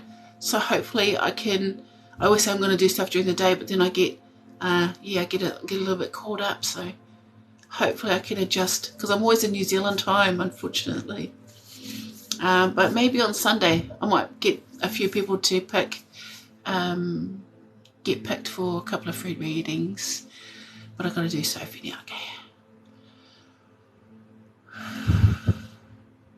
Quite a way in my journey, just that specifically. Yeah, it's hard to maintain 8th dimensional energy. Usually you need a guide. So I would connect more with your guides and just set that intention. That's really deep meditation, and I find it hard to linger there. I get flicks or moments of, because it's quite, I wouldn't say it's fractal, but it's different. Yeah, so yeah, sorry. Thank you for that. I appreciate that, Miss Carr Pompey. All right, sorry, Sophie. Oh, okay. I have a booking system on Facebook Messenger, or if you follow me or message me in TikTok, I can set up a booking for you. Okay. All right, guys. Just so you know, I'm in New Zealand, so a lot of the times will be in New Zealand time. All right, so I'm just gonna bring into Sophie. Thank you for being patient. Yeah. Okay. So the cards, when I shuffle the cards, they also tell me things about the person when I set that intention of the energy. And it feels like everything's a little bit top heavy for you. It feels like either you take on, I feel like this is in relation to relationships or specific relationships, if it makes sense. But you take on way too much and somebody else does the minimum, and it's becoming very, I don't want to say messy, but it's becoming very much like feeling stuck in a rut, or feeling trapped, or not feeling like it's working. Yeah.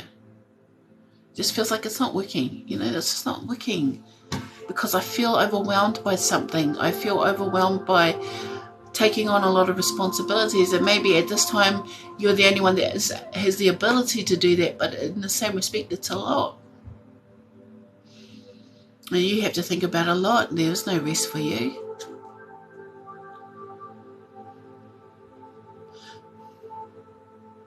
I feel a little sad too about that. Like, I feel a little bit emotional about that. I mean, we could simply drown our sorrows, you know, but then what would it defeats the purpose. It feels like you may have contemplated, oh, maybe I can numb it all down a little bit, but then in the same respect, you don't feel good for yourself sometimes, you know, when that happens.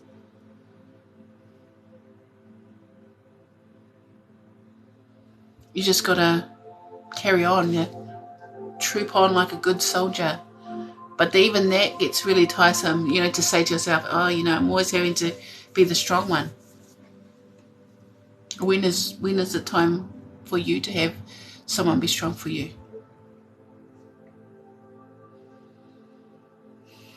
It's weird, because I'm seeing dolphins splashing through waves. Do you know what that means to me? Happiness. It's like I remember a time when I could just splash and play and feel free to express myself, because dolphins are very communal animals, creatures. So if your spiritual team or spirit guide or animal guide is a dolphin, it makes sense why you would feel overwhelmed and or burdened at this time, because dolphins are communal based, very social, very sensual. You know, they're super family orientated, but everybody carries the, you know, everyone carries the burden as a family, as a team. not just one person taking all the responsibility. And they communicate, so they know what needs to be done, and there is no miscommunication. It is very open and free communication. Okay, let's pull a card. Oh, yeah. Okay.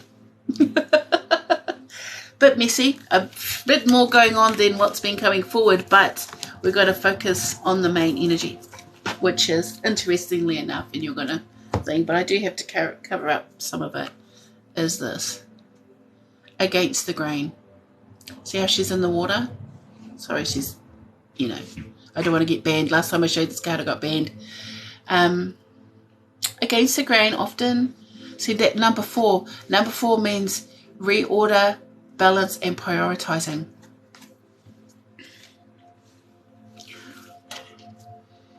But also, number 4 can represent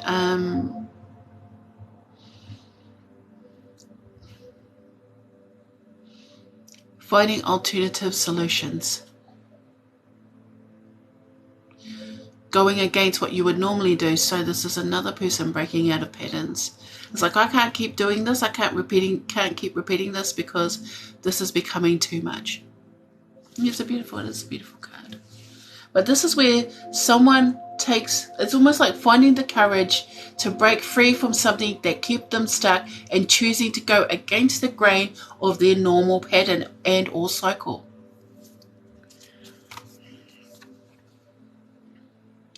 Imagining the impossible is possible goes with this card.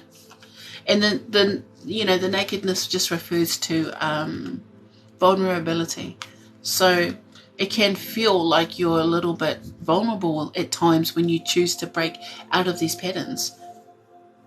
You're deep in your feelings, but it's wanting to be a dolphin, you know. Where's my community? Where's my family? Where's those that are there to support me? Searching for them, trying to communicate them, telepathically communicating to people. That keeps coming forward too.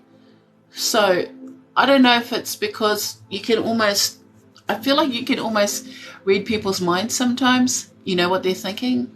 Or you look at them, you're like, yeah, I know what you're thinking. It just feels like that for you. And you're just trying to find someone who, you know, I know it sounds weird. But, how do I describe that though? You know Edward Cullen, he could read people's minds. And the only person he became very attracted to was the one he couldn't read. I feel like you're Edward Cullen. You know what I mean? Hopefully that makes sense.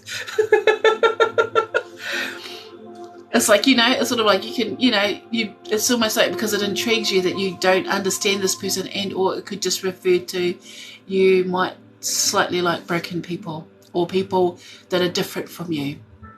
And that's what catches you. That's what intrigues you. And even though, you know, this, we all know with Edward and Bella, they were like this. They were like this, inseparable. But there's a lot of drama, right? There was a lot of drama. And it's sort of like, oh, you know, I just feel like you're just trying to break out of the drama. If this is about someone specifically, I just feel like you're ready to break out of the drama. You have a Bella, yeah. But this is just hope for the future, that even though things may feel very heavy, you can find a way out with this believing that the impossible is possible with against the grain. That's going against things, the pattern in which you would usually follow, and changing something. And my advice is change happens when you change within. Because as soon as you change the way you see yourself and heal yourself, everything outside of you changes too. If you want real love in a relationship, if you want balanced love in a relationship, love and balance yourself first. And let that be your priority. Okay? I sent it to you with lots of love and good intention, and hopefully that made sense. You're like Edward Cullen. And not because, you know, in the end he was shiny, right? It was beautiful, shiny man. So, you know, it's sort of just referring to the gift that he had, because he was sort of like one of the most wanted vampires, even though he was a vampire, but he didn't drink blood, so he's a good one. You know, and it's sort of like you have to understand that he was in a different league to where Bella was a fragile human. So it's understanding that, yeah, sometimes you may have to compromise a lot, but don't compromise till, you know, it becomes so hard to do anything else. So, yeah, see that too with lots of love. Thank you very much for that. See who's coming up next. Oh. Just tag them? Might come back. Might have gotten off. Oh, we're early. Oh, awesome. I know that's weird to describe it like that. Ah. Oh, that's interesting. That's why you like the mundane. That's what they call them, right?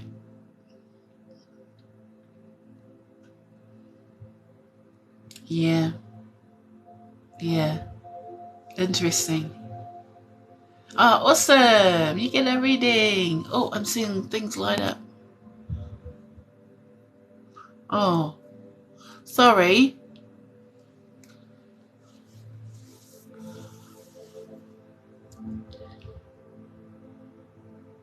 Modi ink. Yeah, lots of love to you, Soph. I know, Sophie, I know that's a little bit weird, but I'm glad it made sense in some way, shape, or form. Okay. You're next.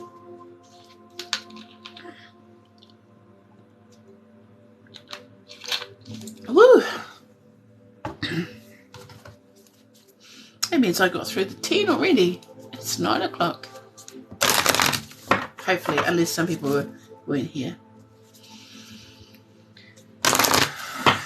Oh, things are getting better. Searching for something.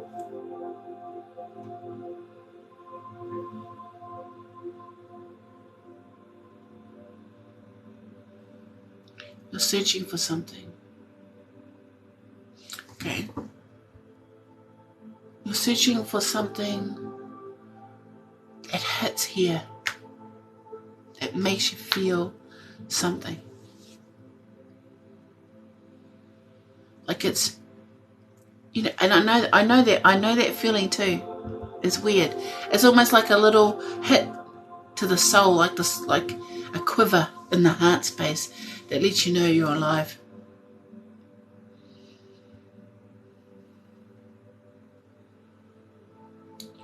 A revitalization of the soul space. I'm seeing stars, star energy.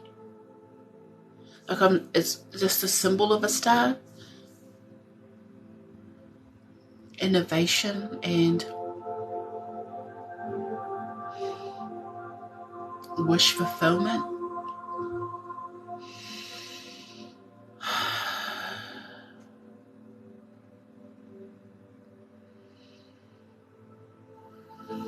Oh, your heart wants to open more fully. It wants to integrate more into everything that you do. So even though you may access your heart space, it's more like moments, fleeting moments, but really you want to have that energy steady and actively available. That feeling, that vibration, joy. Shine bright like a diamond. Oh. Activate the heart space, activate the mind, the body, the soul. Well, that is the engine, you know, you turn the key on, and the car starts, and the heart just, that's the center point, the life force, where everything begins, right there in that space, in the heart chakra. Activate it more.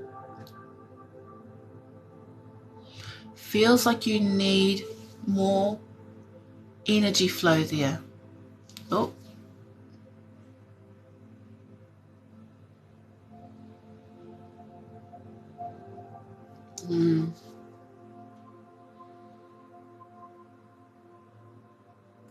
Okay. Creative block. Needing inspiration.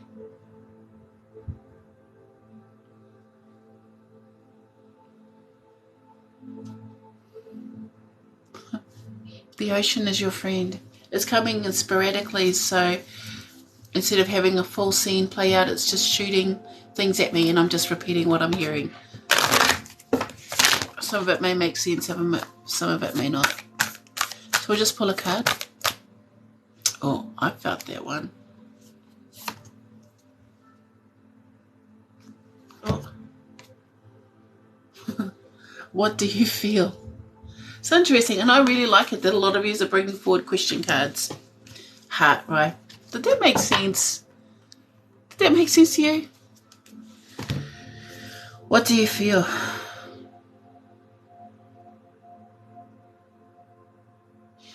Okay. It's getting really hard to make heads or tails about what the energy is doing and what it's doing in your life. Like the energy has been chaotic, like all over the show. So what would be a normal, steady, you know, like I'm getting the heartbeat. Like this. Steady heartbeat. Some odd reason it's going.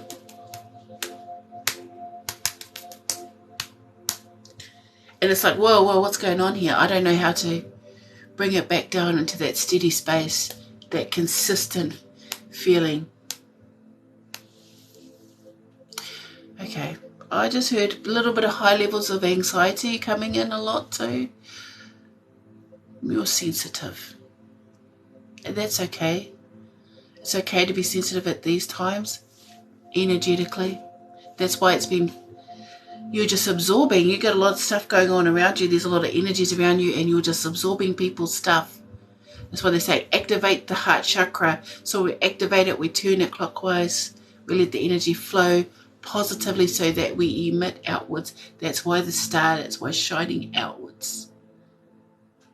Because when the heart chakra is deactivated or turning in the wrong way, we're absorbing inwards. That's why the heart's been like this. Your heart space, your energy, your life force has been all over the show.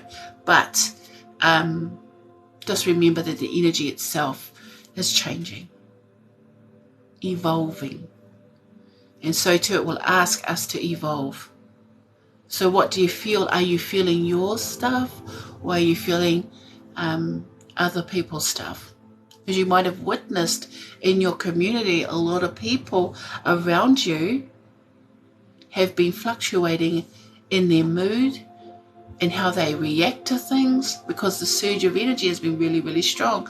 But for me, go to the ocean, because it shows me the ocean for you. Standing at a beach by the ocean and just letting the wind blow through your hair and just being one with that element.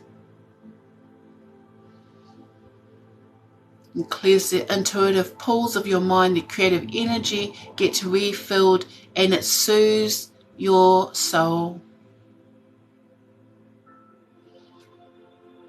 Because I feel like there has to be some kind of discernment between your energy and the energies of others. And then when you go to the ocean, you hear your heartbeat. Slow and steady.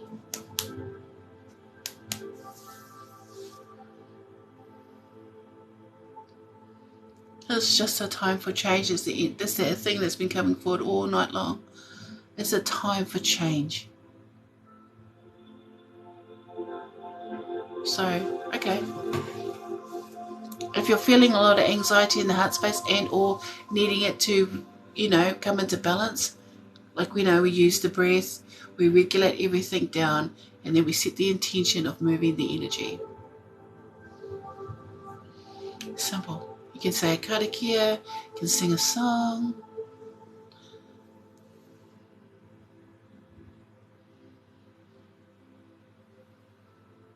You can listen to music, your favorite song, anything that brings in love and joy, and then allow yourself to activate. You can use crystals. It's turning that energy clockwise and bringing it to peace and love. Because I feel like that's where it's a little bit off kilter. Because with all the energies that are going on in the world, you might have just withdrawn or gone into contraction, which is a human thing to do when things are awkward and or strange. May have felt a little unsettled within yourself as well. But I just want to remind you, everything will be okay, and all these energies are temporary, and things will get better and lighter. And anything that feels like it doesn't belong to you, don't forget to give it back to the universe and release it from your body, your mind, or your soul. Like residual energy of the day, grounding down and just clearing any energy. So even if you're not an energy worker or someone that's worked with energy or anything like that, if you're just a person, you can just imagine, sorry because I got my eyes open, closed because my, it's open. So just imagine white light coming down into your head and filling your whole body up all the way down. And anything that doesn't belong there, we send it down into the ground through our feet, creating deep roots into the ground. So energy above and energy below. Okay? So you can just visualize that while you're standing at the ocean or some sort of water source, but it feels like the ocean for me.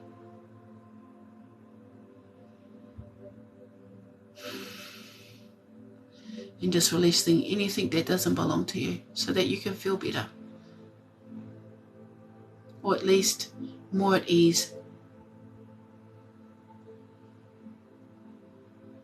So I send it to you with lots of love and good intention. And hopefully that made sense to you. Oh, yeah. Or sensitives, right? Sensitives. Sensitives have to do it every day. I have to do it every day.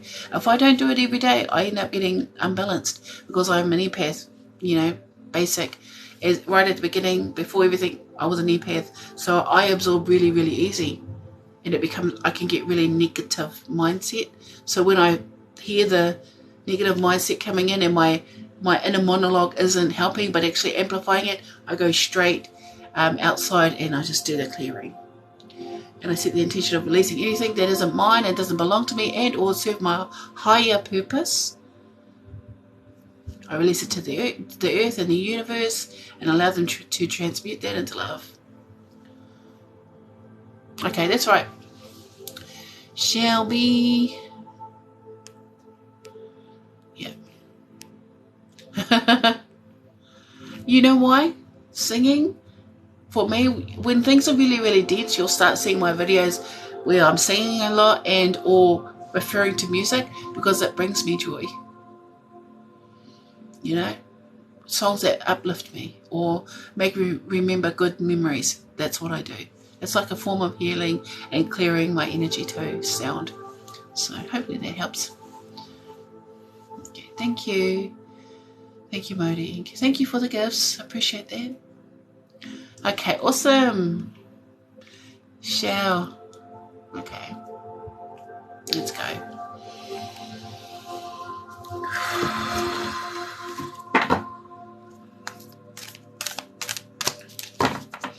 Ground down into your energy. What?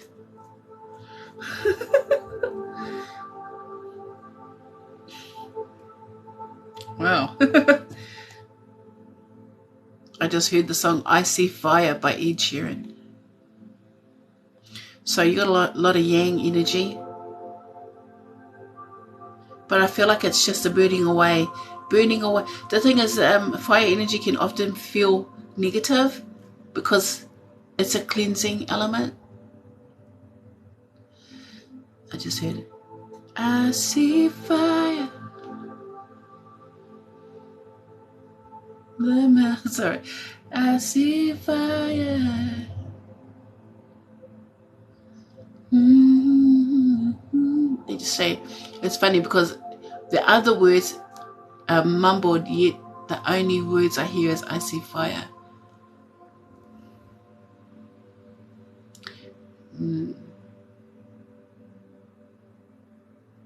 You're going through a purification stage. Purgatory, sometimes they call it purgatory, right? It's very uncomfortable, very much about the past. But in the same respect, even though a lot of times people see purgatory as being negative, sometimes we go into dark spaces to initiate into light spaces. So the light and the darkness work together as a team. And the darkness allows us to appreciate our light more.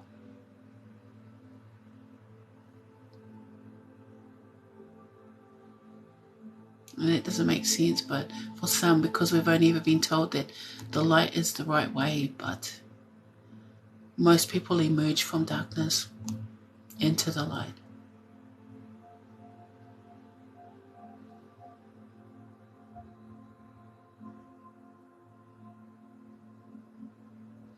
Yeah. I just want to say you are protected at this time. I feel like there's an energy vortex around you. So I could hear them say there's an energy vortex around you. And I see a pyramid around you. Around your energy, like your aura. So it's being contained so that it doesn't affect other people, and you aren't affected in this transition by other people's energy. But there's a lot of yang energy, a lot of fire. And our initial thought would be to balance that, but sometimes we have to let it burn to clear away any remaining negativities and or connections. Isn't that interesting? That want to come forward. Let's pull a card, eh?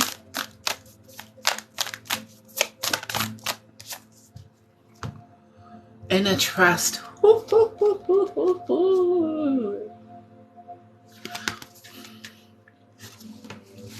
Yeah. I love that it's hooded. I love that it's hooded in the thing that says you will rise again. So even if it feels a little, this is sort of like, you know, reminds me of the hermit stage, where we kind of go through like a dark night of the soul. It might be a mini dark night of the soul for you, but trust that you have exactly what it takes to get through this time. So you see the contrast of light and dark, right? Healing, the healing is a dark space, a growth phase, as you know. That's something how I describe it. But the intentions are to purify.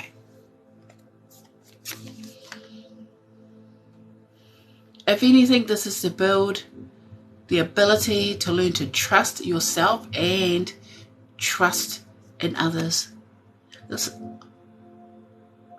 is definitely about you learning to trust. Taking that out of your programming, because you may often feel like you can't trust people. And that's becoming very detrimental to you as a person. Because if you can't trust, your heart won't fully open, because it is a surrendered and trusting heart that receives. Sorry, that's just how it came in. That sounds like a lot. But the energies are just boom. Really, really intense energy right now. And that's how it feels. It's like rewriting programs in your personality. I want to say ego, but it's not an ego thing. It's a redirection of your energies so they work better, more efficiently. Yeah, trust that you have the right resources to do what you need to do at this time. And I think you're going to actually emerge out of whatever it is that you've been going through, or a form of healing, way more healed than you realize. And in a knowing. So you might actually be opening up more gifts as well. Activation time. But for all that held you down, the universe is burning it away, and that burden will no longer be yours to carry.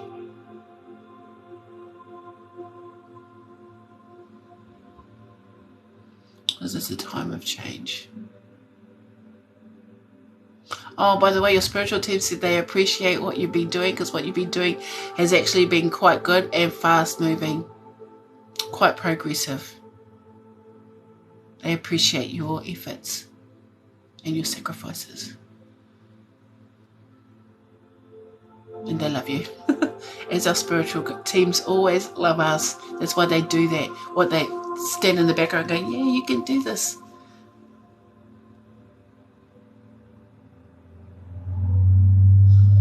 Yeah, you have a lot of support energetically. That's why the vortex around you, keeping you safe. So lots of love to you, Shell. Hopefully that made sense. I feel like you may have wanted something a little bit more specific, but there's so much going on in your energy that it would be hard for me to push it all aside to see, because I got to see what's on the surface. You know what I mean? Seeing what's right there that's actually coming forward. And it's a lot. It's a lot of energy. So thank you, Shell. Appreciate that. All right.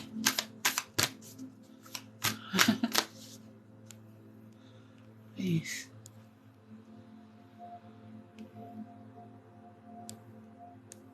Okay. Oh, can I just say Delphina? Gato. Delphina? Okay. Or you give me your name. Yeah, lots of love to you, Shell. That was interesting. I've been getting a lot more, but then I opened up my crown to those kind of energies. I did set the intention of, more of this, it's because I saw the Starlink, and it was like, whoa, my brain went, boo.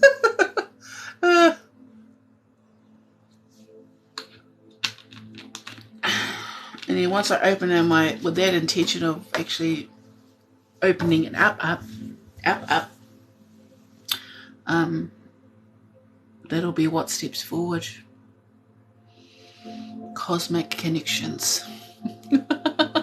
Oh, Delphina is my name. Okay, awesome. Okay. Thank you, Shell. Oh, drink more water, they said. Okay.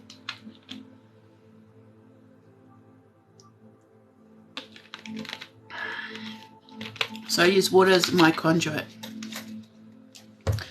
Water allows me to intuitively see easier for me, because I've been through a lot of resources opening up my crown for such a long time. Okay, Delphina, I'm going to tap down into your energy. Thank you for coming forward for a reading. Got to reach out and ask for permission.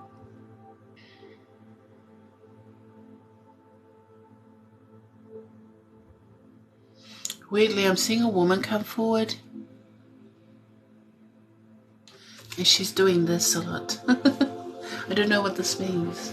I feel like she's super expressive with her hands.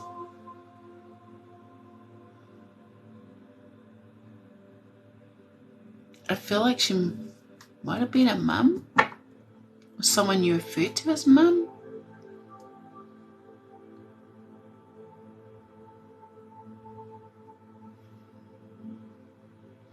It's just because I'm hearing the song, Mamma Mia, here we go again. Mama, I cannot resist you.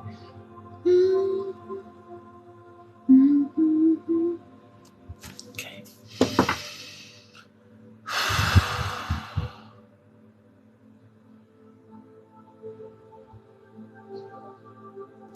I'm seeing a lot of waves crashing. They're just constantly crashing on the beach. So I feel like things have been a little bit rough for you as well.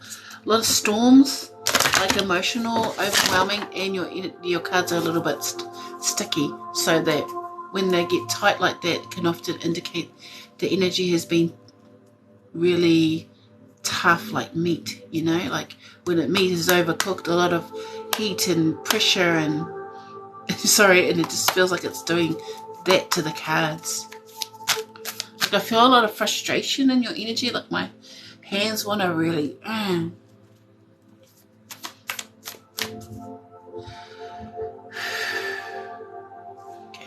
So, as I found out, frustration is when we're not doing what the soul within needs to do. We're going against or resisting the path in which the universe wants us to follow. So if you're feeling frustrated about any situation and feel, it's just like, like it's just too much sometimes, like it gets too much and you get angry and or frustrated, it just means you're going and you're resisting the call of your soul to move towards another space or towards another way. Because there's always solutions. And sometimes we don't see them when we're very resistant to what may be showing up as a solution or option to change. It just feels like everything keeps coming in. It's like there's no rest. Sometimes when you go surfing, it's like you get you get pushed off the surfboard and then the wave comes over and you haven't quite gotten a breath and then another wave comes over and you're feeling overwhelmed and or sort of sinking under the water, the tide's pushing you around. It's kind of like that. It just feels like a lot.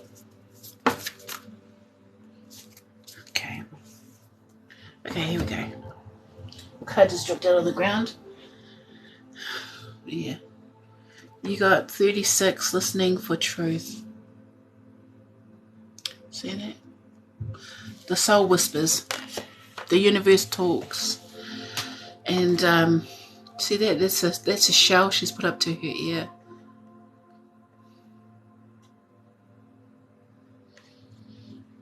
Okay. Just be mindful not to listen to the monologue of your mind that is bringing forward negative thoughts and or feelings to you at this time. You have to learn to listen to the voice within that says that you can. I say this a lot because a lot of us haven't quite learned that we actually control our minds and not the other way. Because with listening for the truth means you have to hear the voice within that's actually speaking, that is actually talking to you, not at you. And it's usually a softer and more subtle voice, a more loving voice, a more caring voice, that intuitive voice. And we often have to switch all the noise off from the outside world that stimulates us or overstimulates our mind so that we can actually learn to listen to our intuition or our soul, however you see it. Just if you see here, she's kept herself small for so long. She's kept herself in the dark for so long, yet you see there's spirals of energy that wants to change her and pull her out. That's you. And you've just been waiting for the right sign and or signal to tell you or initiate you to go forward. It's almost like you're breaking out of a very monotonous cycle that hasn't been, it's almost like robot, like autopilot. You know how sometimes we live our life and sometimes we live our lives so much that we've forgotten to actually live our lives, and it's all on autopilot. Everything's autopilot, even our reactions, even the way we, the food we eat, and it's all very, and we've lost colour. We've lost the colour and the senses to actually living. And I feel like your soul, your heart, whatever it is, the universe, however you see it, is calling you into something different, something better. Listening for the truth. What have you been thinking about lately? What is your, what is this thought that's been coming forward for you? Bro, you're not sleeping in here? Sorry.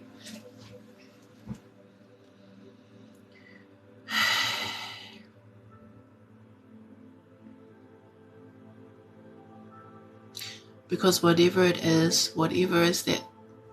thought has been, it's been coming up over and over and over. It really needs you to listen.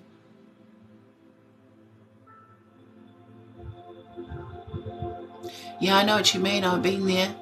I've done that too. I've been like a ghost. I call myself a ghost. You know? Yes, I do. I do private readings. I just think, you know, this is something that came forward for me a couple of years ago, that it was a time for us to learn to live more fully and to embrace ourselves more fully and to love more fully, experience more fully. Because sometimes we kind of have to wake up and realize we've been living half lives, where we're alive, but a part of us is kind of dying. And you might be actually experiencing soul loss, where we're losing our life force. I know it sounds dramatic. I'm sorry if that sounds dramatic. But it's sort of like, when it gets to that point, you'll find the universe will really fight for you to move forward. Because the universe wants you to live. The universe wants you to succeed. They don't put us through these tests and teaching us lessons so that we'd stay in the same place for the rest of our lives. There has to be change. There has to be evolution and progressive movement forward. So I think just choose you. Choose you and choose to move forward into a different way of being that allows you to be who you really want to be. Okay? So I send that to you with lots of love and good intentions, and hopefully it helps. Yeah.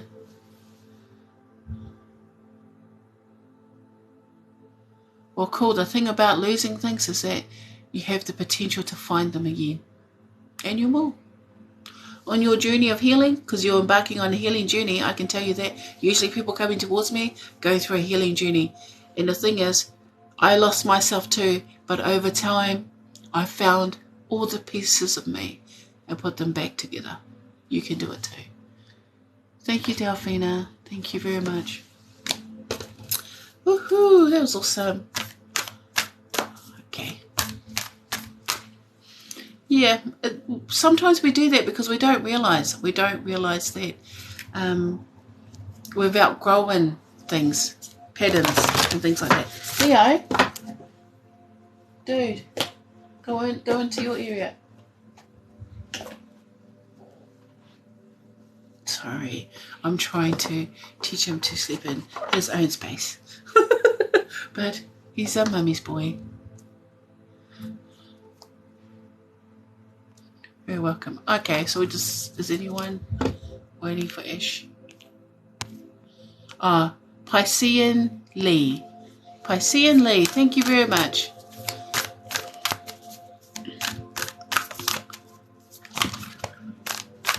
Next month. Piscean Lee, yes, I saw the things Ish. Kia ora, Missy. Alright. Piscean Lee. Is she here? Oh, look at this one. This dude don't want to sleep in his bed. Bro, I'm on alive. Kia ora. Piscean Lee, is she here? Oh, hello. Okay, cool. So I'm just going to ground down into your energy. And as we know, the messages have been pretty out there. So if this makes sense, or I hope it makes sense. And I'm just going to repeat what I see.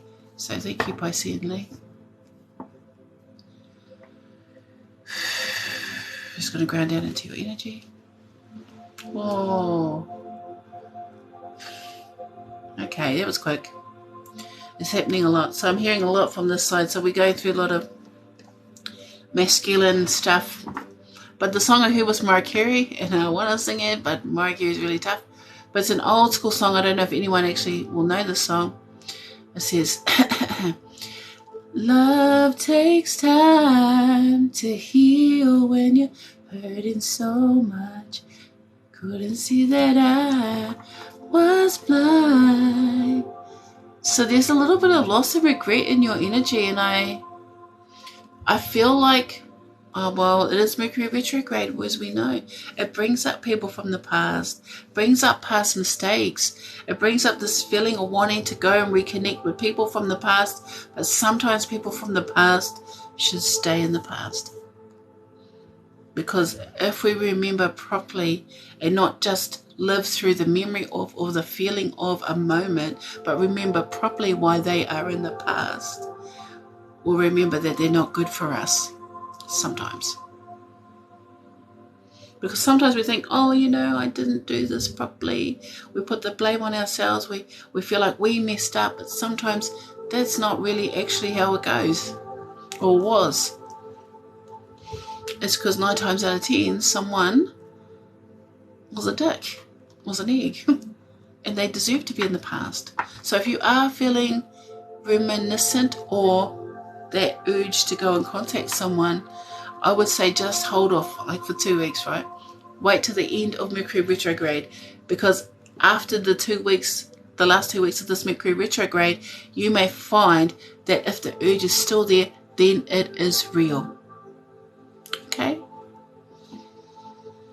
But they're asking you to clear your energy right now because you've got a lot of other things to process. You've got a lot of other stuff to get through and a lot of other stuff to heal. So let's not focus or find our energy flowing, because when where our focus goes, our energy flows, flowing to negative things or negative situations that cause you some kind of distress. It's time to find a way out of that and into something better that is more harmonious for your soul and your expression in this life. You're talking about you're quite creative.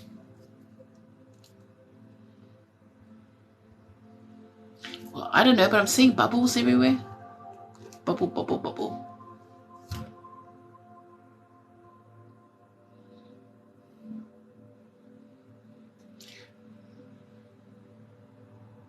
I don't know if it means that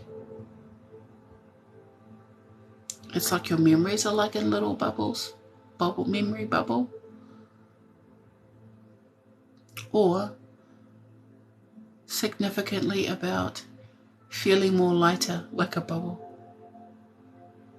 A memory and a memory, they just said. Memory and a memory. Okay, so we are reminiscing a lot about the past, or memories coming forward.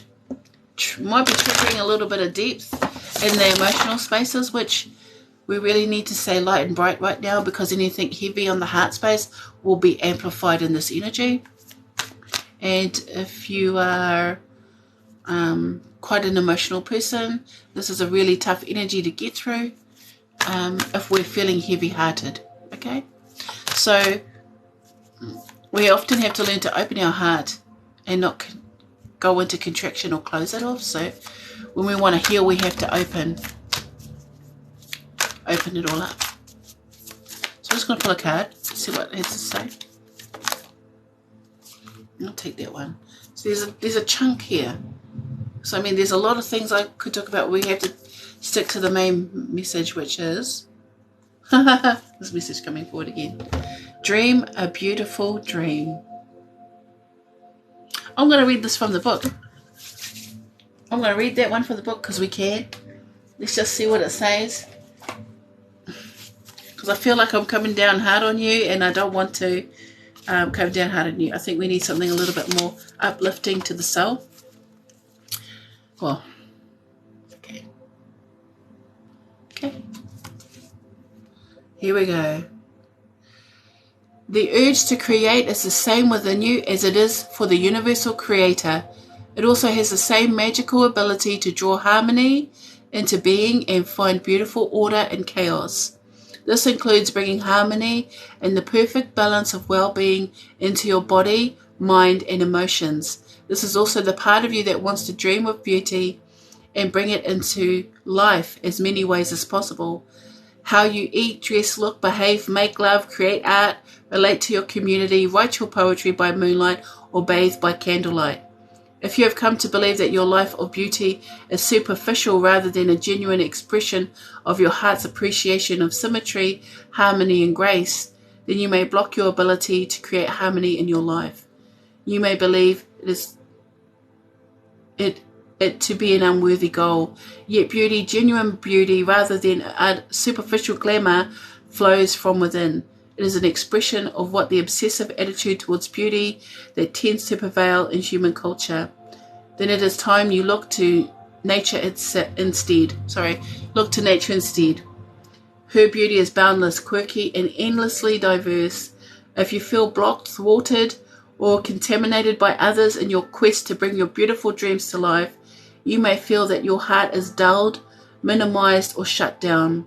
Small-mindedness can limit beauty to a very narrow physical sense. However, you can shun the social disease of superficial, narrow definitions of beauty, thumb your nose at airbrushed images, and dare to love what is. Honoring nature is one example. Yeah. Give yourself permission to feel and be beautiful in many ways.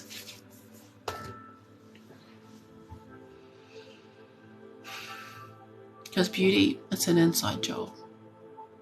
You know, it's one thing I notice about spiritual people here is that they always exude like they got perfect hair and, you know, oh sorry, my hair's, you know, and they'll have like this beautiful image of what spirituality means. But if they aren't spiritually cleansed on the inside, then their intentions are all superficial. So some spiritual people I don't follow because I'll get the thing that I see, what I see the most is people's shadows. They don't know that I see that. And if they've got unhealed stuff in there, that's the thing that I see. It's almost like it takes over their face. And I'll often pull back from people when they show me their shadow, because it's sort of like, I've got it too, don't get me wrong, we've all got one. But it's sort of like, because I want those genuine souls, those deep and beautiful souls that don't even know they're beautiful, you know, don't even know the kind of potential that they have inside of them. Those are the ones that I look for and follow, because it's sort of like they're not trying to pretend to be anything else other than who they are. And I think you have to realize that is real beauty. That is a real beautiful way to be, authentic and genuine, and not superficial or artificial, because people see it.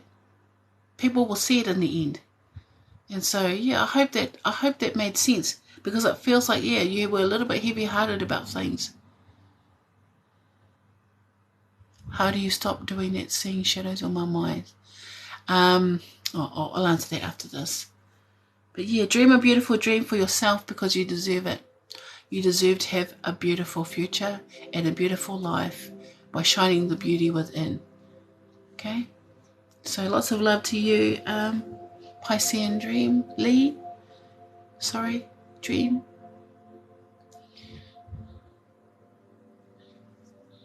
Oh, thank you, Missy. Appreciate that. I feel that 100%. Yeah. Because I feel like someone's just put something in your head that you're not good enough, and because you've got a soft heart, gentle heart, you take it to heart, and then it gets heavy.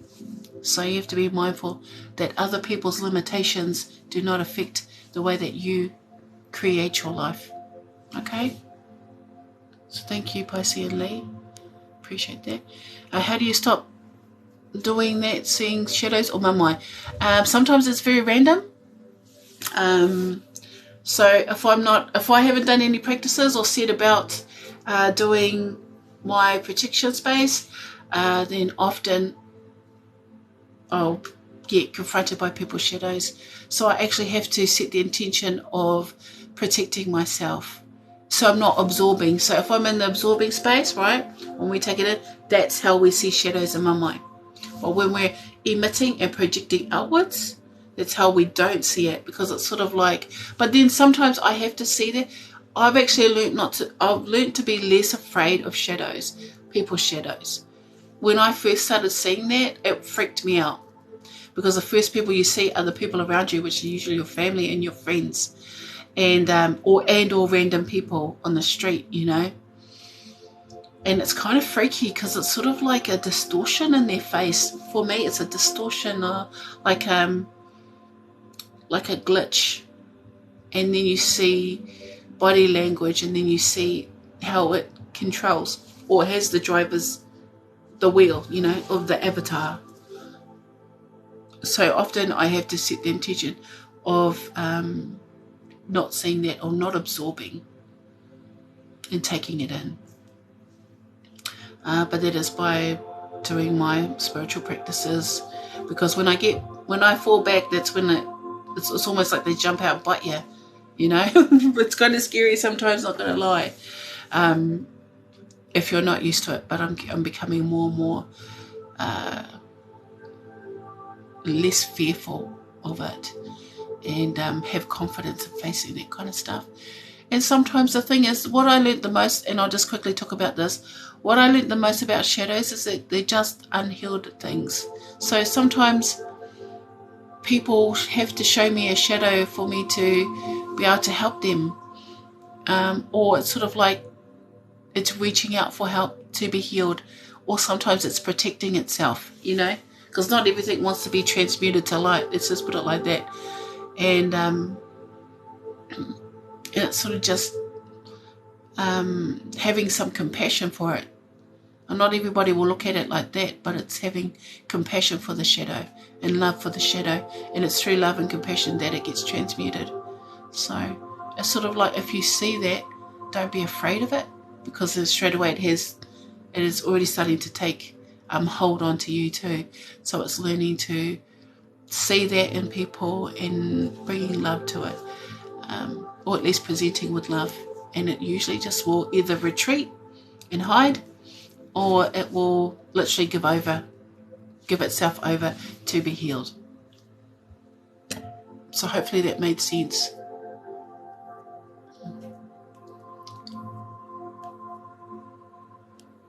Yeah.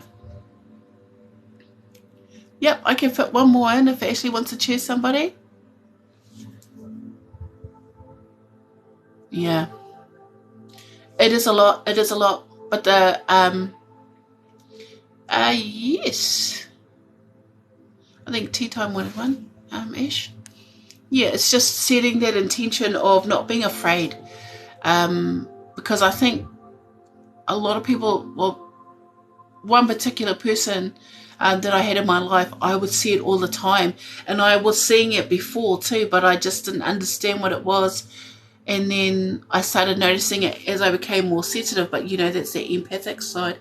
Kept drawing it in, and I kept seeing it, and it freaked me out, where it was to the point where I couldn't be around this person because all I could see was their shadow.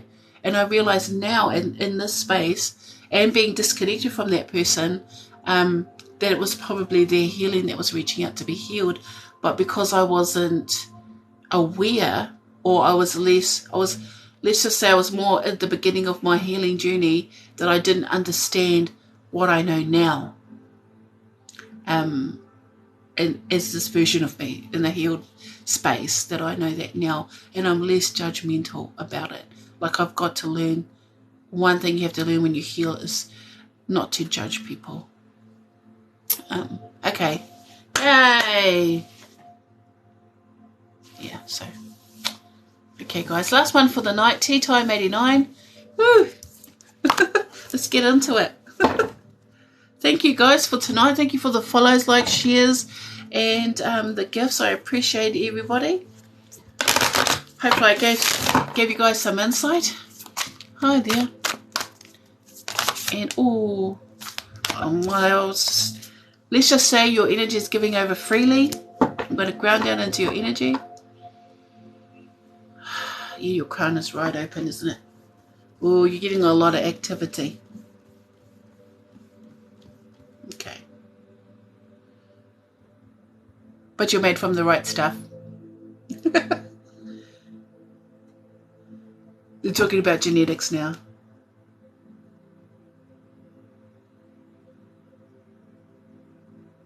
Yeah.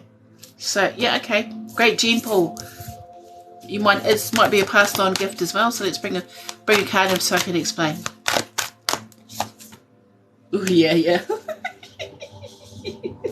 I love it when the card said it. Sorry, that was an inner giggle. Yeah, what did I say? Yeah. Shock of the new. See that crown?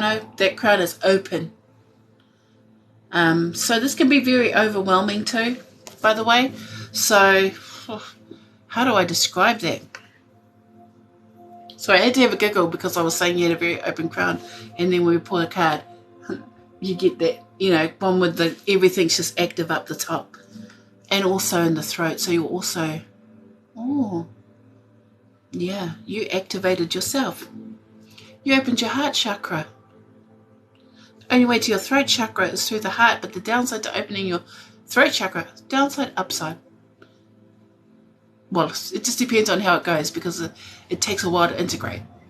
So every time you open up or activate a space, you have to understand that there's an integration time. But yours went, I think this was the hardest part to open, and then it went zap zap, and you're like, whoa, hang on, I haven't integrated my throat chakra to be able to speak and find my voice, and automatically you're getting a lot of information coming in. Or it's, you know, like, I'm sorry, I know I'm referring to vampires a lot these days, but in this particular night, but you know, when, if you've ever seen Interview with a Vampire, when Louis, when he first wakes up from being turned, his senses were like overloaded.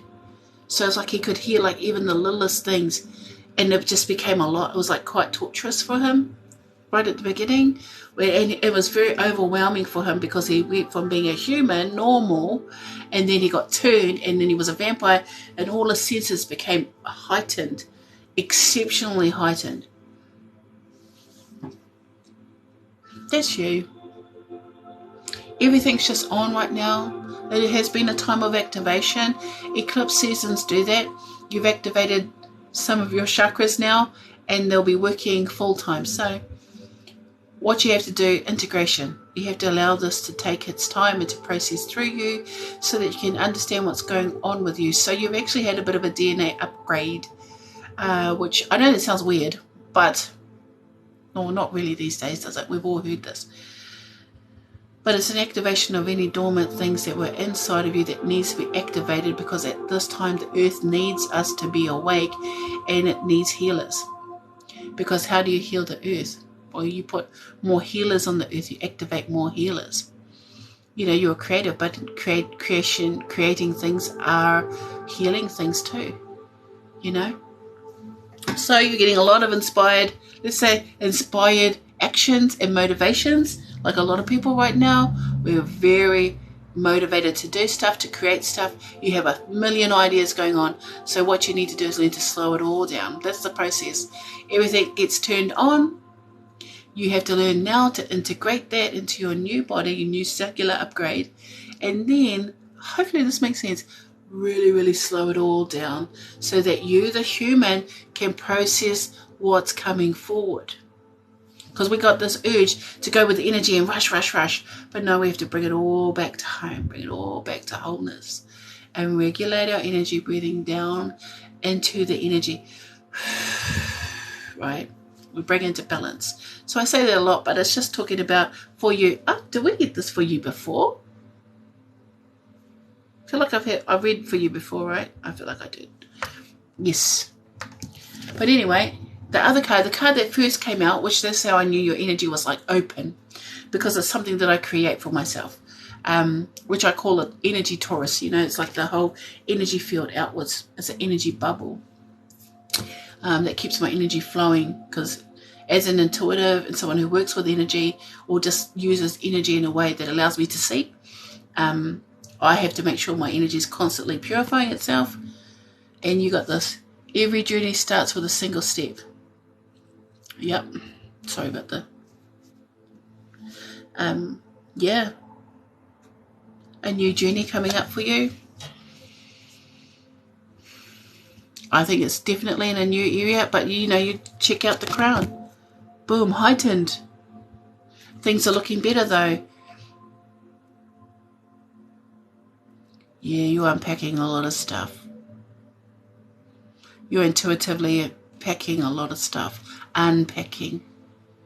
It's like you've had it there always, but now that you've initiated into a journey, you may have started a while back, but it's sort of like you've got to the point now where you can only step forward. Do you know what I mean? Like there's no going back. Like you reach critical point or critical mass. Yeah. In your life, where now you must go forward, you must travel forward. But every journey starts with a single step because you chose your step forward. You chose to step forward. And in doing that, allowed yourself to be open to the energies. And all they wanted for you, now what they want for you is to be successful in this mission or pathway you've started on. And yep, things might be a little bit over the top, but we remember, as sensitive people, we just have to bring things back to wholeness, bring it all back down, slowing it all down so that you can understand what's going on. And if things get hectic again, like what I do, if I feel overwhelmed, I take conscious breaths, which is a deep inhale all the way in, holding it in the spaces that feel dense, and then fully releasing it down.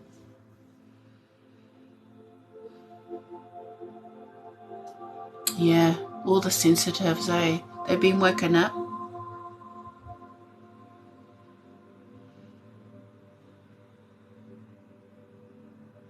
Okay, here's a really cool thing I want to tell you. If you're finding it hard to understand messages, or if there's a lot of things going on in your head, play music. Because I feel like if you have clear audience like I do, which you do, you do, we all do, music helps to process the messages better. So just listening to any music, it could be meditation music, it could be just your favorite songs, and then it's almost like hearing them differently, because certain words would jump out, like certain messages would jump out, and you were like, whoa, I didn't hear that before, but now I hear it, I can't unhear it, it's like that. And it's just processing energy. So yes, I get very overwhelmed. Yeah.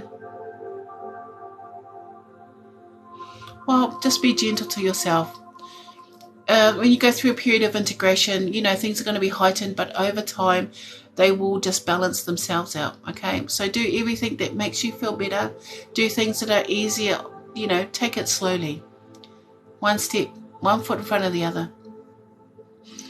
And just go through, because I feel like in this space, when the crown opens like that, it can bring forward a lot of stuff to heal. So if you do have to go through a healing phase, just let yourself go through the full emotional space, even if it's a little bit, messy. Still let yourself go through that. Hi, Wilma. I'm in Napier.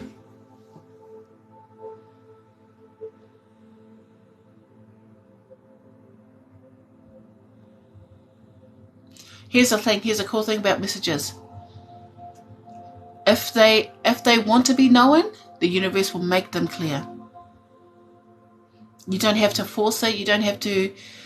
You just got to learn to trust it. That's the biggest thing about being an energy sensitive or someone that intuits energy, is to learn to trust that you know what the answer is.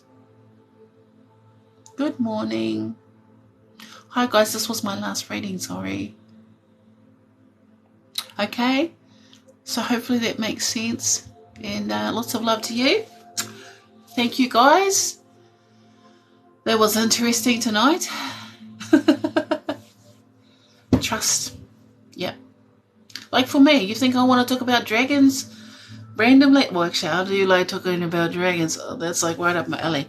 But like it's not easy for me to just say, what I hear and believe it to be the right message. But as you see over the time, it actually is.